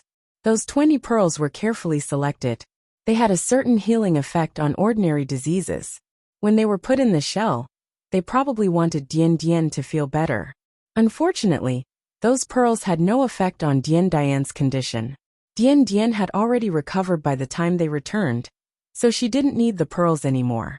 Therefore, she gave all 20 pearls carefully selected by the D Mountain shaman to Xiaoxian as a thank you gift. The pearls glowed in different colors. They were very pretty. Xiaoxian didn't need them, so he gave them to Guizhe. Girls liked pretty things like this. Today, Xiaoxian went up the mountain to look for Guizhe with the second supplementary map. Guizhe was busy working in the medicine house. There was a bowl made of shells on the table. There was some white powder in the bowl, but Xiaoxian found the slightly bigger pieces familiar. Xiaoxian walked into the medicine house and saw Guizhe holding a large black pearl. He placed it in a stone mortar on the ground. The mortar was made of a rare stone. It was very hard and didn't affect the efficacy of the medicine. It had been used by generations of shamans to grind herbs. Now, Guizhe placed the large black pearl that was glowing with a halo into the mortar on the ground. Guizhe didn't need to say anything. One of the turtle's legs stepped into the mortar. There was a crisp crack. When the turtle's leg was lifted again, there was only powder left. Xiaoxian was speechless. Seeing Xiaoxian come in, Guizhe exclaimed excitedly, "These pearls are much more effective than shells." "That's great." Xiaoxian put the map in his hand on the table in the corner, where there were piles of animal skin scrolls. Guizhe would sort the animal skin scrolls after she was done with her work. Guizhe was busy preparing the medicine. Xiaoxian didn't disturb him in the medicine house. When he came out, he saw Duo Kong, who had just returned from a hunt, and was about to go to the trading point. "I heard that the Longboat tribe is preparing to go out to sea again." "No, I heard that Zheng Luo got the news a few days ago." "They should have left already," said Duo Kong. "The Longboat tribe is planning to open up a sea route." Xiaoxian looked into the distance. That was the direction the Longboat tribe was going to go out to sea. With the merging of the fire seed, the tribesmen were able to move more freely. Their trapped ambitions were also upgraded. After the last voyage, The Longboat tribe had completely unleashed their ambitions. Xiao Xian wasn't surprised by their actions. As early as the last voyage, the Longboat tribe had been desperately learning the language and writing of the other side. It wasn't just the Longboat tribe. All the other major tribes had begun to infiltrate the other side. Was the war in the desert very intense? It was good to be intense, it made it easier to move. When the two sides were fighting fiercely, no one paid attention to them. They didn't pass by that side anyway. The Longboat tribe set off again, bringing the jade and silk clothing of the Mang tribe and Eight Limbs tribe to another continent. This time, their destination wasn't the mountains or forests, but a place with more people, such as a city. The Mang tribe's jade was of good quality and had beneficial effects. If they brought it over, the slave masters would like it. The spider silk clothing of the Eight Limbs tribe was also very rare. Rare things always had a higher status in the hearts of the slave masters. They liked to use rare things to prove their noble status. The Longboat tribe, Mang tribe, and Eight Limbs tribe hoped to use these things to exchange for more metal wares. The core seed only landed on that continent. Without the core seed here, the metal wares in their hands couldn't meet the demand. So they would use what they had to exchange for metal wares to achieve a higher value. Speaking of metal wares, Xiao Xian didn't go to the trading point with Duokong. Instead, he went to a mountain far away from where he lived. Few wild beasts came here. Those that passed by would deliberately avoid this place. There were people guarding the mountain. There were more people guarding it than the 1,000-grain gold at the farm. The security was tight, and there were many traps hidden in the forest. When they saw Xiao Xian, the vigilance in the eyes of the people guarding the mountain faded. Has everything been going well recently? Xiao Xian asked. Nothing out of the ordinary. 30 days ago, the forging room came and took away a batch of stones. The next day they were replenished. No one went in to check for the past 30 days. The guard told Xiao Xian about the recent situation. There was a cave dug out on the mountain. The core seed was stored in the cave. The ores used to forge the metal wares were transported out from here. However, it wasn't very frequent. Every 30 to 50 days, they would come and take away a batch of stones that were ready to be forged. Then they would replenish the stones that were already prepared. Xiao Xian came here because he remembered the crystals that were placed there. Back then, they had exchanged many large crystals from the drumming tribe. Xiao Xian asked people to send a batch of crystals in. Compared to other stones, crystals changed much slower. So before this, Xiao Xian didn't ask people to move the crystals out. Calculating the time, it should be enough. Chapter 729. After the Flaming Horns migrated here, they decided that this cave was the most suitable place to store the core seed after a discussion. It was neither too far nor too close to where they lived. It wouldn't affect the tribesmen's lives, but it wasn't too far away either. The seed affected both living and non-living things, especially those with weak resistance. People who hadn't awakened their totemic power couldn't get too close. Even powerful totemic warriors had to stay a certain distance away from the seed. Even if they used herbs to strengthen their resistance every day, they still couldn't withstand the seed's effects. That was why the guards were still some distance away from the cave. There were many traps along the way. Only those who were familiar with the layout could pass through safely. When Xiao Xian arrived at the cave, he didn't let the guards follow him in. Usually, the guards wouldn't enter the cave unless it was necessary. Every time they stood at the entrance, they felt like their bodies were on alert. For the Yinjiao who hunted often and had sharp senses, it wasn't a good feeling. If it wasn't for the fact that the seed was an important source of weapons, they would have stayed away if they encountered such a situation elsewhere. The guards already gave Xiao Xian the bugskin clothes. After changing his clothes, Xiao Xian moved the big stone away from the entrance, walked into the cave, and moved the stone back to block the entrance. The outside light was suddenly cut off, and only some wind blew in through the hidden ventilation holes, causing the airflow inside to flow. The water moonstones were much brighter than usual in this cave. Xiao Xian knew this from his time in the desert. This was the seed's effect on the stones. The cave was filled with the smell of death, as if warning all living things to stay away. This was why many beasts stayed away. Yin Jiao spent a lot of effort to dig this cave. The tunnel was wide and tall enough for them to transport the stones. For other tribesmen, they had to rely on tools or a lot of manpower. But for Yin Jiao people, if the stones weren't too big, they could carry one by themselves. A tunnel led directly to where the stones were placed. It was carved into a wide circular field.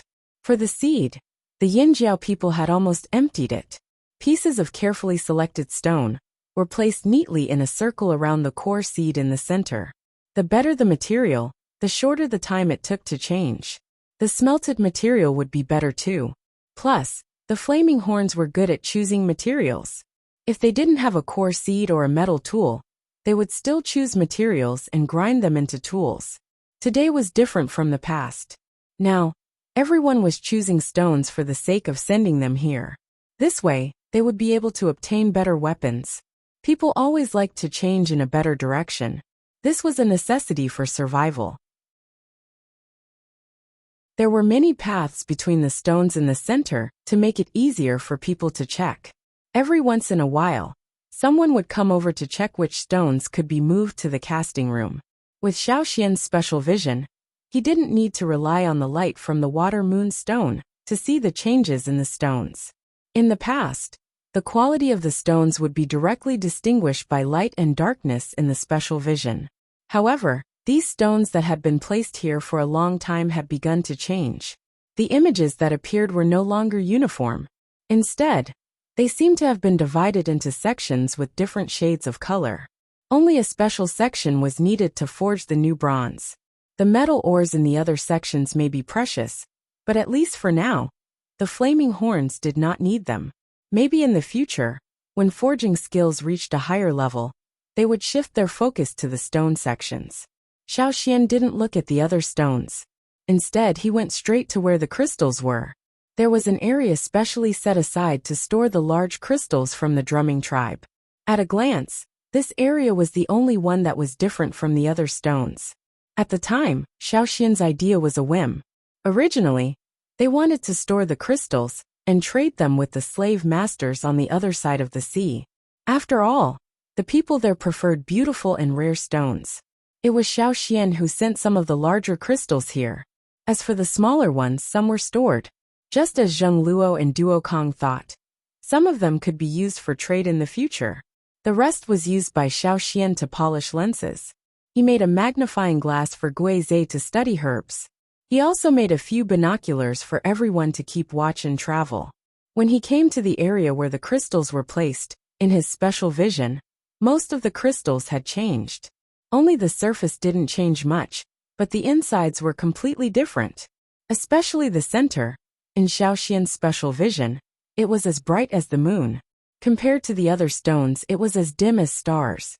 This was also the reason why no one objected when he had people trade with the drumming tribe to place more crystals here. Under the influence of the core seed, these crystals underwent strange changes. Not every stone was suitable to be placed in the core seed's area of influence. Some stones like jade were not suitable. Their changes were too slow. If a jade was placed here and taken out after a few years, the changes might not be obvious. The better the jade, the slower the change. No one had the time to wait. What was even more strange was that Xiao Xian had also chosen some crystals from other places. Some of them were similar to the drumming tribe's crystals. However, after a while they realized that the drumming tribe's crystals had the most peculiar and fastest changes. Perhaps the drumming tribe's crystals were not the normal crystals Xiao Xian thought. Since the drumming tribe treated them so specially, it seemed like they had their own special characteristics. There were too many stones that looked the same, but were different in essence. It wasn't easy to tell them apart. Even Xiao Xian couldn't use his special vision to tell them apart. But now, he found a way to use the core seed to tell them apart. However, this method required a long time, and couldn't be decided in a short period of time. It was rare to see a stone suitable for the core seed cave. Of course, the tribesmen wouldn't object to Xiao Xian's decision. Compared to trading crystals with the slave masters, they were more willing to create something more valuable for themselves. Up until now, Yin Jiao had already obtained larger crystals from the drumming tribe. However, because they didn't know if the crystals were what Yinjiao needed, they didn't bring them all in. After all, if Yinjiao didn't need the crystals for now, they might as well rely on other stones. It would save them a lot of time and space.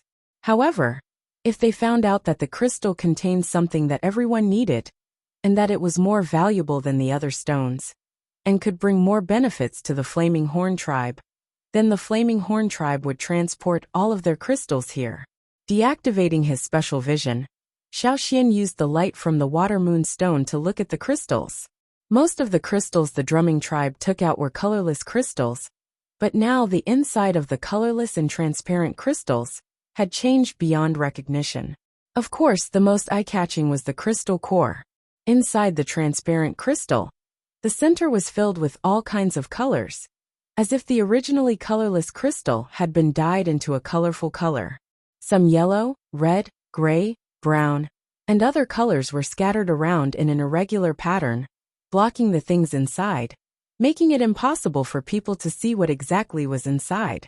The crystal core was small at first, but as time passed, it slowly grew bigger. Xiaoxian felt that the crystal core was about to grow, so he came here. He needed the core, not the colorful stones that surrounded the crystal core. The crystal core was the brightest thing Xiaoxian could see in his special vision. In his special vision, the brighter something was, the more precious it was. This was something Xiaoxian had learned from his experience. Since he didn't know what a crystal core was, Xiaoxian only picked the smallest crystal. When he picked it up, Xiaoxian's hand sank. Xiaoxian couldn't help but be surprised. Heavy. The crystal core had become much heavier. This wasn't just a small change. The change was too obvious. It was several times bigger than before. It was hard to ignore. Without Xiaoxian's permission, the other people who came in to move the stones didn't dare touch the crystal, even if they were curious about it. They just watched from the side and reported to Xiaoxian when they left. So until now, no one knew that the crystal core was so heavy. This made Xiaoxian even more curious about what was inside the crystal core. Xiaoxian put the crystal core in the animal skin bag he had prepared and left the cave. He took off the white worm skin coat and gave it to the guard. Then he brought the crystal core to the forging room. The people in the forging room were busy forging weapons. They hoped that every Yinjiao warrior could have their own new bronze. However, there was a limit to the number of green-face fanged beasts they could take each time. They also had to make sure that the green-face fanged beasts were healthy. After all, they didn't know if there was an 8th green-face fanged beast in this world. The forest of fearsome beasts was so badly damaged that they didn't know how many had survived. No one could be sure if there were any green-faced fanged beasts in this forest. However, everyone knew about sustainable development. This kind of thing couldn't be rushed. That was why the people in the forging room had some free time. During this free time, everyone would gather to discuss their recent discoveries and experiences. The Flaming Horns were already lagging behind the others in this area. Only through communication could they improve their skills. This was their only advantage. If they didn't improve at all, they wouldn't be able to face the other tribesmen. They might even be replaced by others. "Hey, Grand Elder, why are you here?" The people who were chatting saw Xiaoxian and quickly got up to greet him. "I brought you something." Xiaoxian took out the crystal core from the animal skin bag.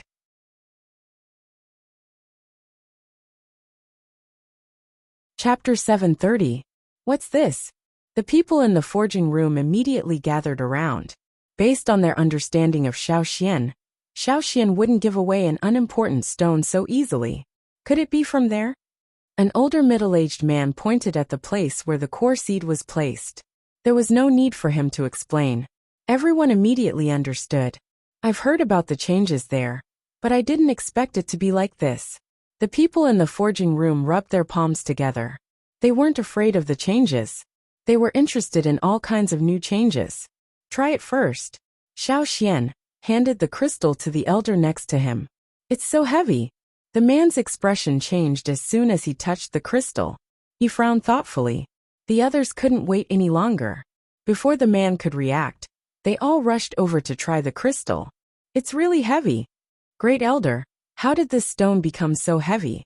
"Actually, the The stone's weight will change when it's shipped over, but it's not as obvious. This crystal is really strange, someone else said. The people in the forging room clicked their tongues in wonder. The elder turned to Xiaoxian and asked, "Great elder, what do you mean?" "Cut it open and see what's inside," Xiaoxian said concisely. "Understood." The people in the forging room immediately perked up and brought out the tools they needed. Ever since the new bronze was produced, their tools have been upgraded as well. The outer layer of the almost transparent crystal shell wasn't thick, nor was it too hard. With the new bronze tool, the outer layer of the crystal was quickly knocked off. "Huh? What's this?" The people in the forging room looked curiously at the crystal core that had been taken out. There were many colorful crystals on the surface of the crystal core. They were harder than the transparent crystal shell on the surface. These were the crystals Xiaoxian saw earlier. "These colorful crystals are quite pretty. Let's knock them off and put them away." Most of the people in the forging room came from the other side of the sea. They knew the value of these beautiful crystals, so after carefully knocking them off, they didn't throw them away. Instead, they put them in a box on the side. About half an hour later, most of the crystals on the crystal core, which was half an arm long and 1 palm wide, had been knocked off, revealing most of the crystal core's face. Black. Xiaoxian looked at the black object with the metallic luster and tried to guess what it was. "Great elder, there are still a lot of crystals that can't be knocked down. Do you think we should melt them first?"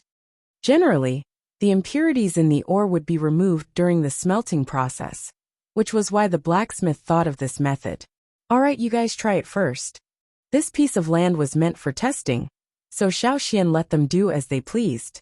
At this time, someone came to look for Xiaoxian. Xiaoxian went out first. It was someone sent by Gigu to look for Xiaoxian. When he heard that Xiaoxian was here, he sent someone to inform Xiaoxian, but it was not urgent. He only asked Xiaoxian to go up the mountain when he was free. When Xiaoxian walked into the forging room again, the blacksmith had already placed the black crystal core on the furnace. However, Xiaoxian glanced over and asked the person next to him, "Are you using the same set of smelting tools?" Originally, those were all used to smelt and cast bronze wares. Now it was a new and unknown thing. When Xiaoxian said this, the people in the forging room woke up with a start. Indeed, they were used to putting the ores they had collected into the furnace. When they were working just now, they didn't think that this might not be a material they had come in contact with before. However, they were too anxious to find out what it was, so they neglected this point. "But it should be fine, right?" Just as they thought this, Xiaoxian shouted, "Get out of the way!" Xiaoxian felt his heart skip a beat. He only had time to push a few people away, but he couldn't save the crystal core in the furnace. With a loud explosion, the roof of the forging room was blown off, and the blast from the furnace exploded in all directions. All kinds of tools were sent flying in all directions by the sudden impact, and dust and stone fragments flew everywhere. The people guarding the forging room were so scared that their hair almost stood on end. When they saw the situation, they ran over. They didn't know what had happened, but the people in the forging room were the ones who made the weapons for them. Nothing could happen to them. Moreover, the great elder was still there. In fact, small things happened in the forging room every once in a while. The craftsmen needed to improve the forging, and from time to time, they would get some inspiration, so it wasn't rare for them to make some noise. However, this wasn't a small noise. The room over there had collapsed. Also, something seemed to have flown out of it just now. They didn't care too much about it. Everyone who heard the noise rushed over to the forging room. The most important thing now was to make sure that the people in the forging room were still safe. Great Elder, are you okay?" A person who rushed over asked anxiously. "I'm fine." Xiaoxian pushed the bricks off his body, got up, and patted the dust off the stone fragments. Then, he and the others dragged the people in the forging room out of the mess. Fortunately, Xiaoxian reminded them in time and pulled the people close to them away. Otherwise, there wouldn't have been a worse result. Those who were lucky only had some scratches on their bodies. Those who were unlucky were hit by the quickly lifted tools and other things. Some had broken bones, while others had been stabbed. However, Xiaoxian gave them a cursory look. For the time being, they weren't in any danger. He ordered people to carry the more seriously injured people in stretchers for treatment. He also asked Guizhe to check if they had any internal injuries. Other parts of the tribe also heard the noise. Because they didn't know what was going on, someone asked with a whistle. The guard in charge of this area looked at Xiao Xian. Xiao Xian waved his hand, indicating that there was no need to make a fuss about it. Understanding Xiao Xian's meaning, the guard blew the whistle. When the people in other parts of the tribe heard this, they felt relieved and went back to what they were supposed to do. After the injured were taken away, Xiao Xian looked at the forging room that was now beyond recognition. He rummaged through the mess, but didn't see the crystal core. He asked the others, "When you heard the noise, did you see anything else?" "This big black one." Xiao Xian gestured. The people who came over shook their heads. They were all worried about the people inside, and didn't pay much attention. However, one of the warriors whispered, "I think I saw something fly out." "Fly out?" Xiao Xian asked. "Yes, it flew out directly from the roof. As for where it went, I don't know. It was so fast that I thought I saw wrong." Xiao Xian thought that it must be the black crystal core. However, it might not be easy to find it. "If you see it, tell me," Xiao Xian said and went to other places. He asked the patrolling guards to keep an eye out for anything suspicious that might have fallen. However, when Xiao Xian was walking towards the tribe's residential area, he suddenly heard the pterosaur in the surrounding forest cry out in surprise. Xiao Xian looked over and saw the pterosaur lying on a tree branch looking up into the sky, as if worried about something. Looking in the direction the pterosaur was looking, Xiao Xian saw something flying in the sky. Because it was so small, if it wasn't for the light, it wouldn't have been easy to notice. Even if there was a light, it would be difficult to see it without good eyesight. That was, thinking of a possibility, Xiao Xian looked in the direction the thing was flying in. The thing in the sky seemed to be falling rapidly. Xiao Xian switched to his special vision. In his field of vision, besides the sun, the thing in the sky was like the only starlight in the sky. It was extremely conspicuous. That was it. Xiao Xian blew the wooden whistle.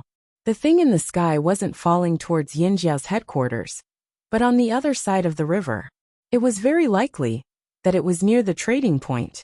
After blowing the whistle, Xiao Xian ran towards the stone bridge. Before he went there, he hoped that the people at Yinjiao's trading point would be prepared to prevent others from snatching the thing away. Xiao Xian's whistle was relayed to the people at the trading point by the guards at the stone bridge on the other side of the river. The trading point was noisy, so perhaps the guards couldn't hear Xiao Xian's whistle clearly.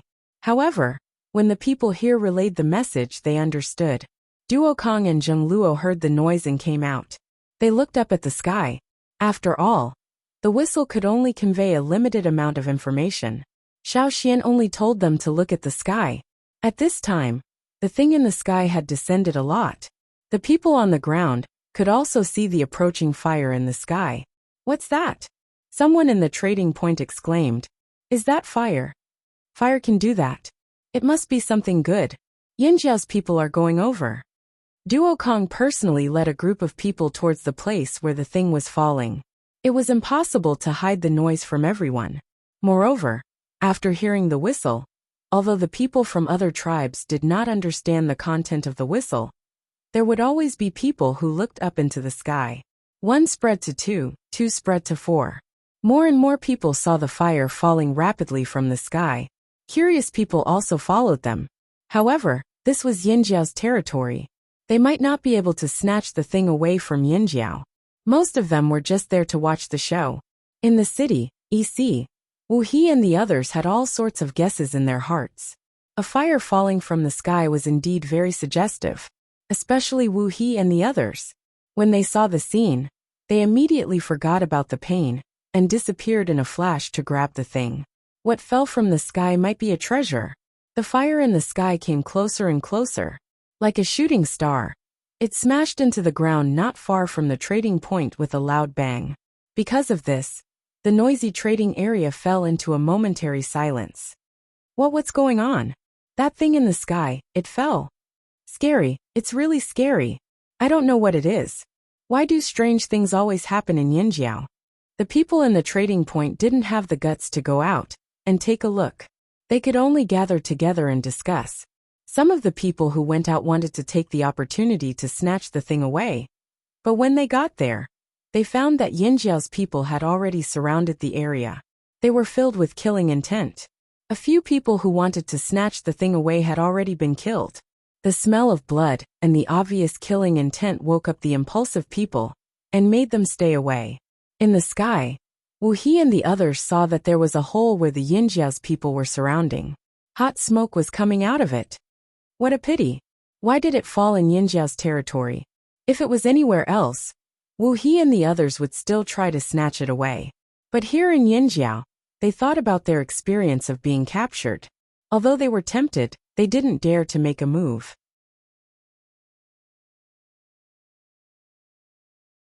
Chapter 731. When Xiaoxian arrived, there were already quite a few people gathered there. He looked at the trading point and saw that some of the people who hadn't come out were standing on the rooftops, craning their necks to look out. Some of them even lowered their heads from time to time to talk to their friends. After all, things that fell from the sky were always mysterious and gave people endless imagination. The Great Elder is here, someone from Yinjiao shouted. Wu He and the others had seen Xiaoxian come over, and with their previous experience, they hesitated and chose the latter. When Xiaoxian came over, he even raised his head to look at them. Wu He felt a chill run down his spine. Cha-Cha was playing in the forest, so there was no one in the trading point that could threaten Wu He and the others. If they hadn't seen Xiaoxian, Wu He and the others might have tried, but they still remembered Xiaoxian's slap. So, when Xiaoxian arrived, Wu He didn't need to say anything. The long-winged birds quickly flew up and away from the crater. When they saw Xiaoxian, the people surrounding the crater made way for him. Xiaoxian also saw the people from Taiha. They were people who stayed in the trading point to familiarize themselves with the environment. Because of the sudden situation, they came to help block the people. In fact, they couldn't see what was inside and were curious. But at a time like this, it was better to help an old friend. Where the crystal core landed, the ground was compressed at the moment of impact. Stone and soil flew everywhere, forming a crater. The surrounding vegetation looked like it had been burned. Some of it was charred black, and there was a lot of stone and soil on it. Xiaoxian, what is this? Duokong stared at it curiously. Of course it's good stuff, Xiaoxian said. Xiaoxian's voice wasn't loud, but it wasn't too soft either. Those with good hearing could hear what Xiaoxian said. Among them, there were quite a few people from other tribes. When Xiaoxian asked the question, they all perked up their ears to listen. Xiaoxian's answer was the same as what they had expected. They couldn't help but think deeper and deeper. Xiaoxian glanced around and didn't say anything else. He had been in a hurry to get here and didn't bring any tools with him. He asked the people around him for a knife or spear to use first. The ground here wasn't too soft, and the crystal core wasn't too deep. Xiaoxian quickly dug it out. Perhaps it was because it had been blown up by the explosion in the forging room, and then smashed down here again. But the shape of the crystal core was different from when it was first knocked out of the crystal.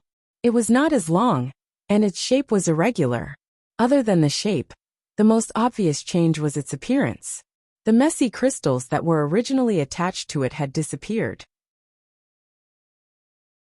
There were some patterns on the black crystal core that reflected a metallic silver light under Yang Guang's gaze.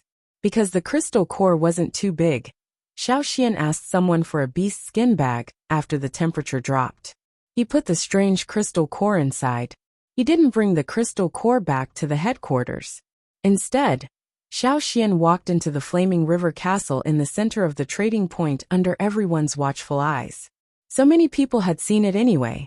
It would be more suspicious if he tried to hide it. After Xiaoxian walked into the flaming river castle, the people outside couldn't know what was going on inside. They couldn't enter the flaming river castle, so they could only talk about it. I think it must be a rare item. Didn't you see Yinjiao's Grand Elder come personally? Those who had been in the trading point for a long time felt that their judgments were close to the truth. Nonsense, of course it's a rare item from the sky. Unfortunately, I've never seen anything from the sky other than bird poop in my entire life. Some people in the expedition team sighed at their bad luck.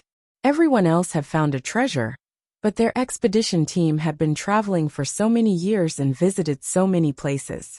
They hadn't seen any treasures, but they had always encountered trouble. Comparisons were odious. I don't know why Yinjiao's luck is so good.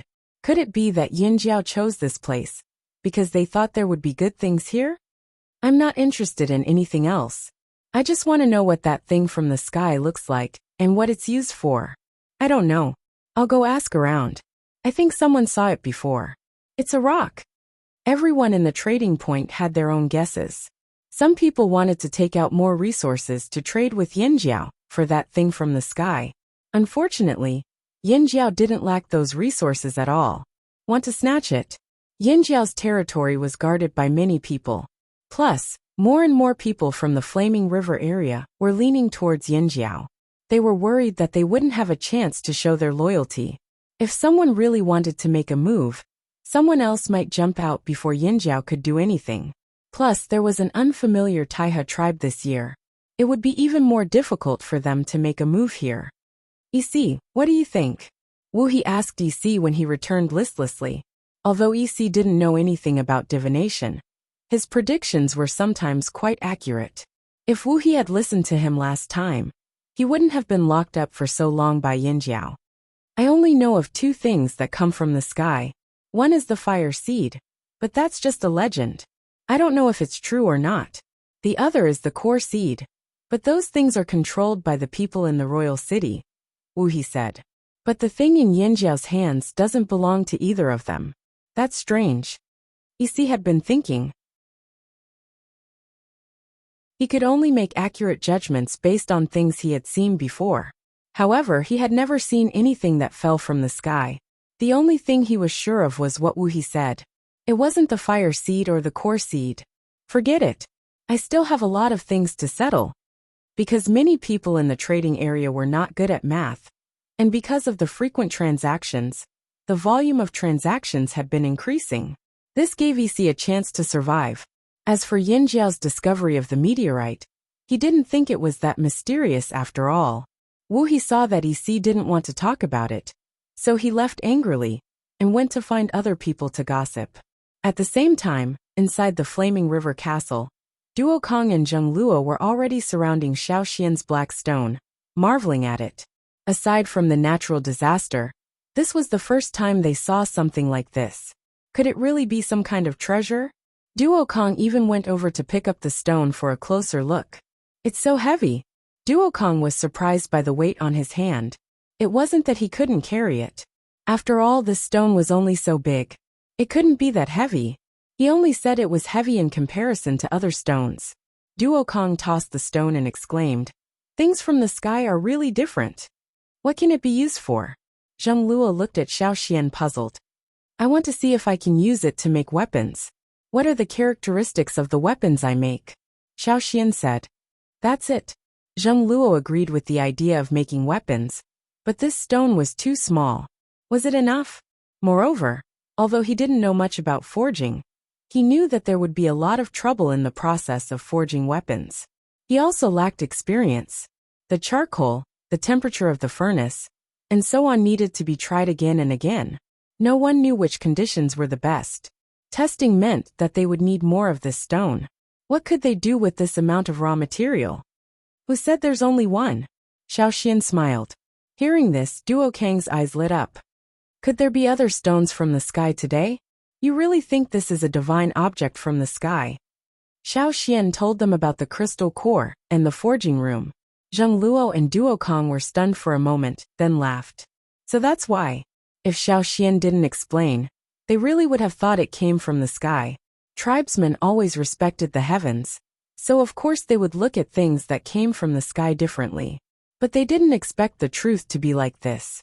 The people outside would never have thought that this stone would land in such a way. It was actually a mistake. However, they didn't plan to explain this misunderstanding. Zheng Luo and Xiaoxian had the same idea. They would just let people think that Yinjiao got a new stone from the sky. This would cover up the stone's true origin. They didn't want people to know about the secret of the core seed anyway. That's great. Of course, Forging had to be done. So many people saw Xiao Xian carry the stone into the flaming river castle and come out empty-handed. So they knew that the stone was left in the flaming river castle. 2 days later, when the people at the trading point passed by the flaming river castle, they heard clinking sounds. It wasn't the sound of a stone being struck. Metal weapons.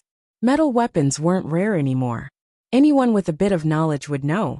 Curious people also leaned over to listen. Could it be that the Yinjiao people were going to use that stone to forge weapons?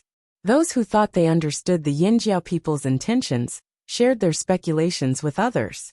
But in reality, the Flaming River Castle was just a smokescreen. The real focus was still in the forging room at Yinjiao's headquarters.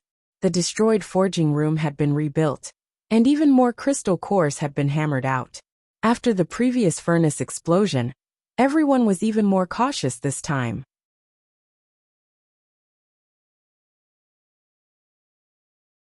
Chapter 732.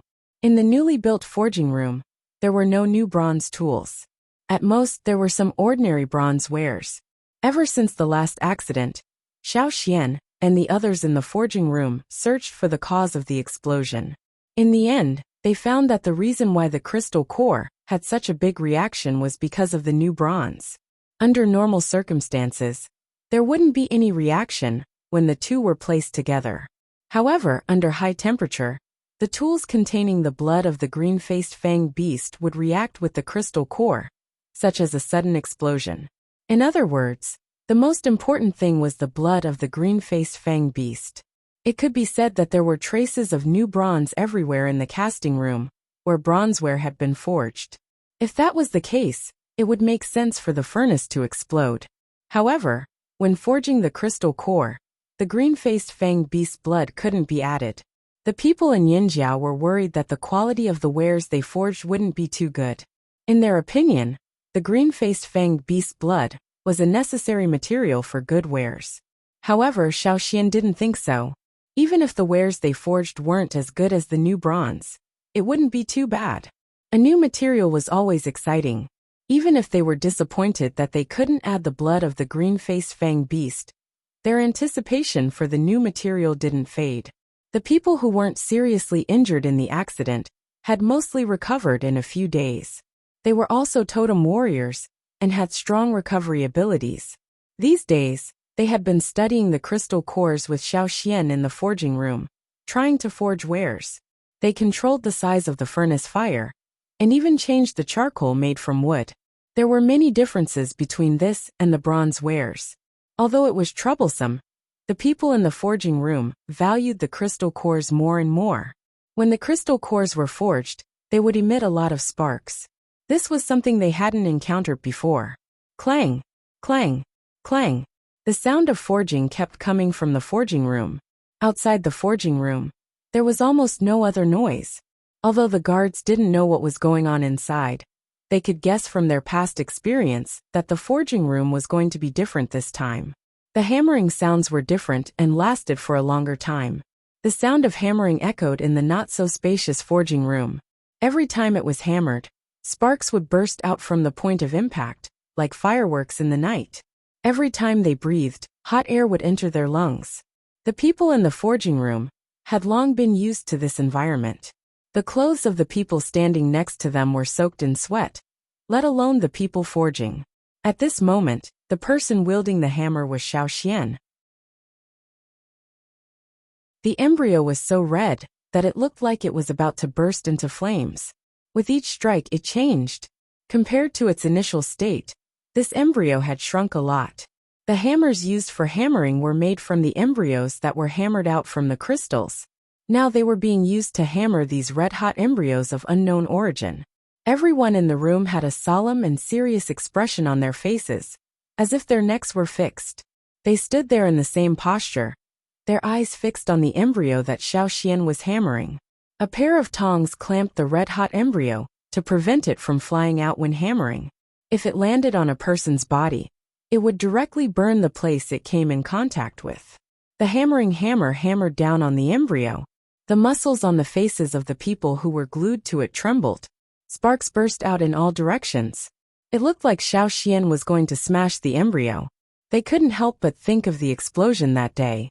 The heat wave and the bursting sparks, in addition to the metal clanging under the hammering, made their hearts tremble.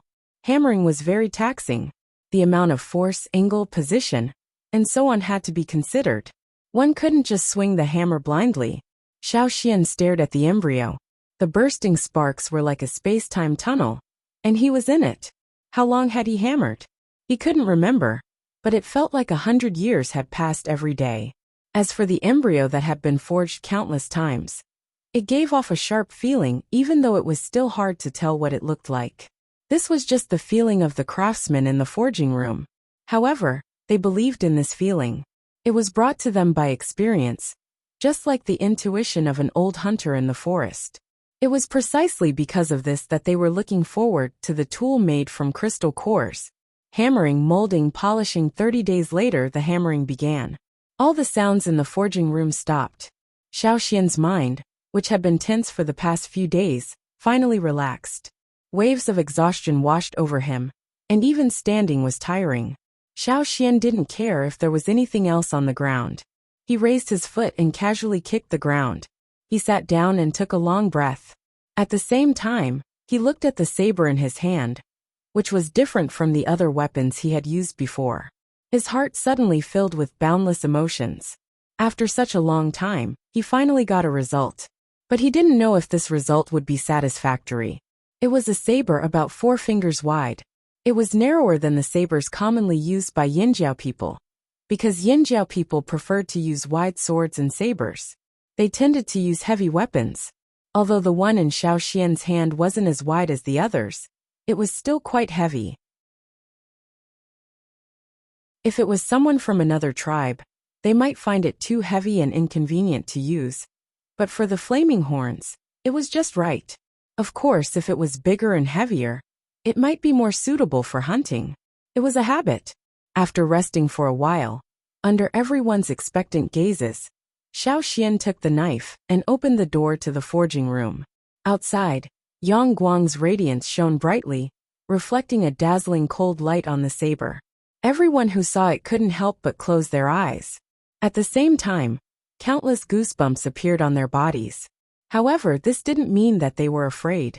On the contrary, they were excited, as if a bucket of ice water had been poured on them on a hot day. This feeling wasn't bad. Perhaps it would be a good saber. Xiao Xian took a deep breath. The temperature outside wasn't as high as inside, and it cleared up his muddled mind. Outside, the saber's appearance was even clearer. The saber's body was slightly black, and there were some darker lines on it that looked like flowing liquid. These weren't man-made, but formed by the saber itself. Under Xiao Xian's signal, the people next to him threw a stone. This was a common way to test the saber. The saber flashed, but it was even more dazzling under the scorching sun. With a crisp sound, the stone that was thrown into the air was split in two. The cut was smooth without a trace of stagnation. Good. When the people in the forging room saw this scene, they couldn't help but cheer. This was different from the previous tools. This was a new type of metal. If the new bronze couldn't be maintained in the future, they could use this as a replacement. Change it, Xiao Xian said, looking at the saber that didn't have any curls. The stone that was thrown up just now was a medium-grade stone. This was also the first step they used to test the saber. Next, a medium-grade stone was thrown up. Like before, it was also split in two. The third stone was a high-quality stone. Although it wasn't split in two as neatly as the previous two, the cut looked almost the same as the new bronze. Good. The second cheer was louder. Originally, they regarded this as a replacement for the new bronze, but now it seemed that this wasn't the case. Although it took a long time, that was because they were inexperienced at the beginning. However, as time passed, they gained more experience and improved their skills. The time needed would be greatly reduced, and they could even find more optimization methods in the forging process. However, in the short term, the people in the forging room would still focus on the new bronze. The people in the forging room gathered together to discuss, while Xiao Xian put his hand on the saber. This saber gave him a somewhat special feeling. It was very different from the new bronze. It seemed to be purer, without any other interference. The new bronze gave him the feeling that it contained a violent impact, as if several people were fighting in a room. However, this saber seemed calmer and more integrated. It didn't have such a chaotic momentum. Xiao Xian's mind flashed quickly. When he wanted to think more carefully, he was interrupted by a voice beside him. Great Elder! Great Elder, can we take a look? The people in the forging room gathered around and looked expectantly at Xiao Xian. Their eyes glanced at the saber in Xiao Xian's hand. With his thoughts interrupted, Xiao Xian couldn't continue thinking. He handed the saber in his hand to the people around him. It's so heavy. The people who received the saber were surprised. They liked this kind of heavy weapon. Compared to the new bronze of the same weight, this saber was smaller and more flexible. However, different people had different habits. He was just more inclined to this kind. Let me see. Let me see. Give it to me first. I contributed more to the forging of this saber than any of you. Hey, you guys watch. I cut my hand. In the struggle, the person who took the saber from Xiao Xian cut his hand. Bright red blood appeared on the saber and dripped down. When the people around saw this, they hurriedly wiped the blood off the saber with their sleeves. Be careful, you almost cut my hand off. You're too slow. You haven't moved your hands and feet for a few days. You're not flexible. A few people held the saber and chopped grass and wood.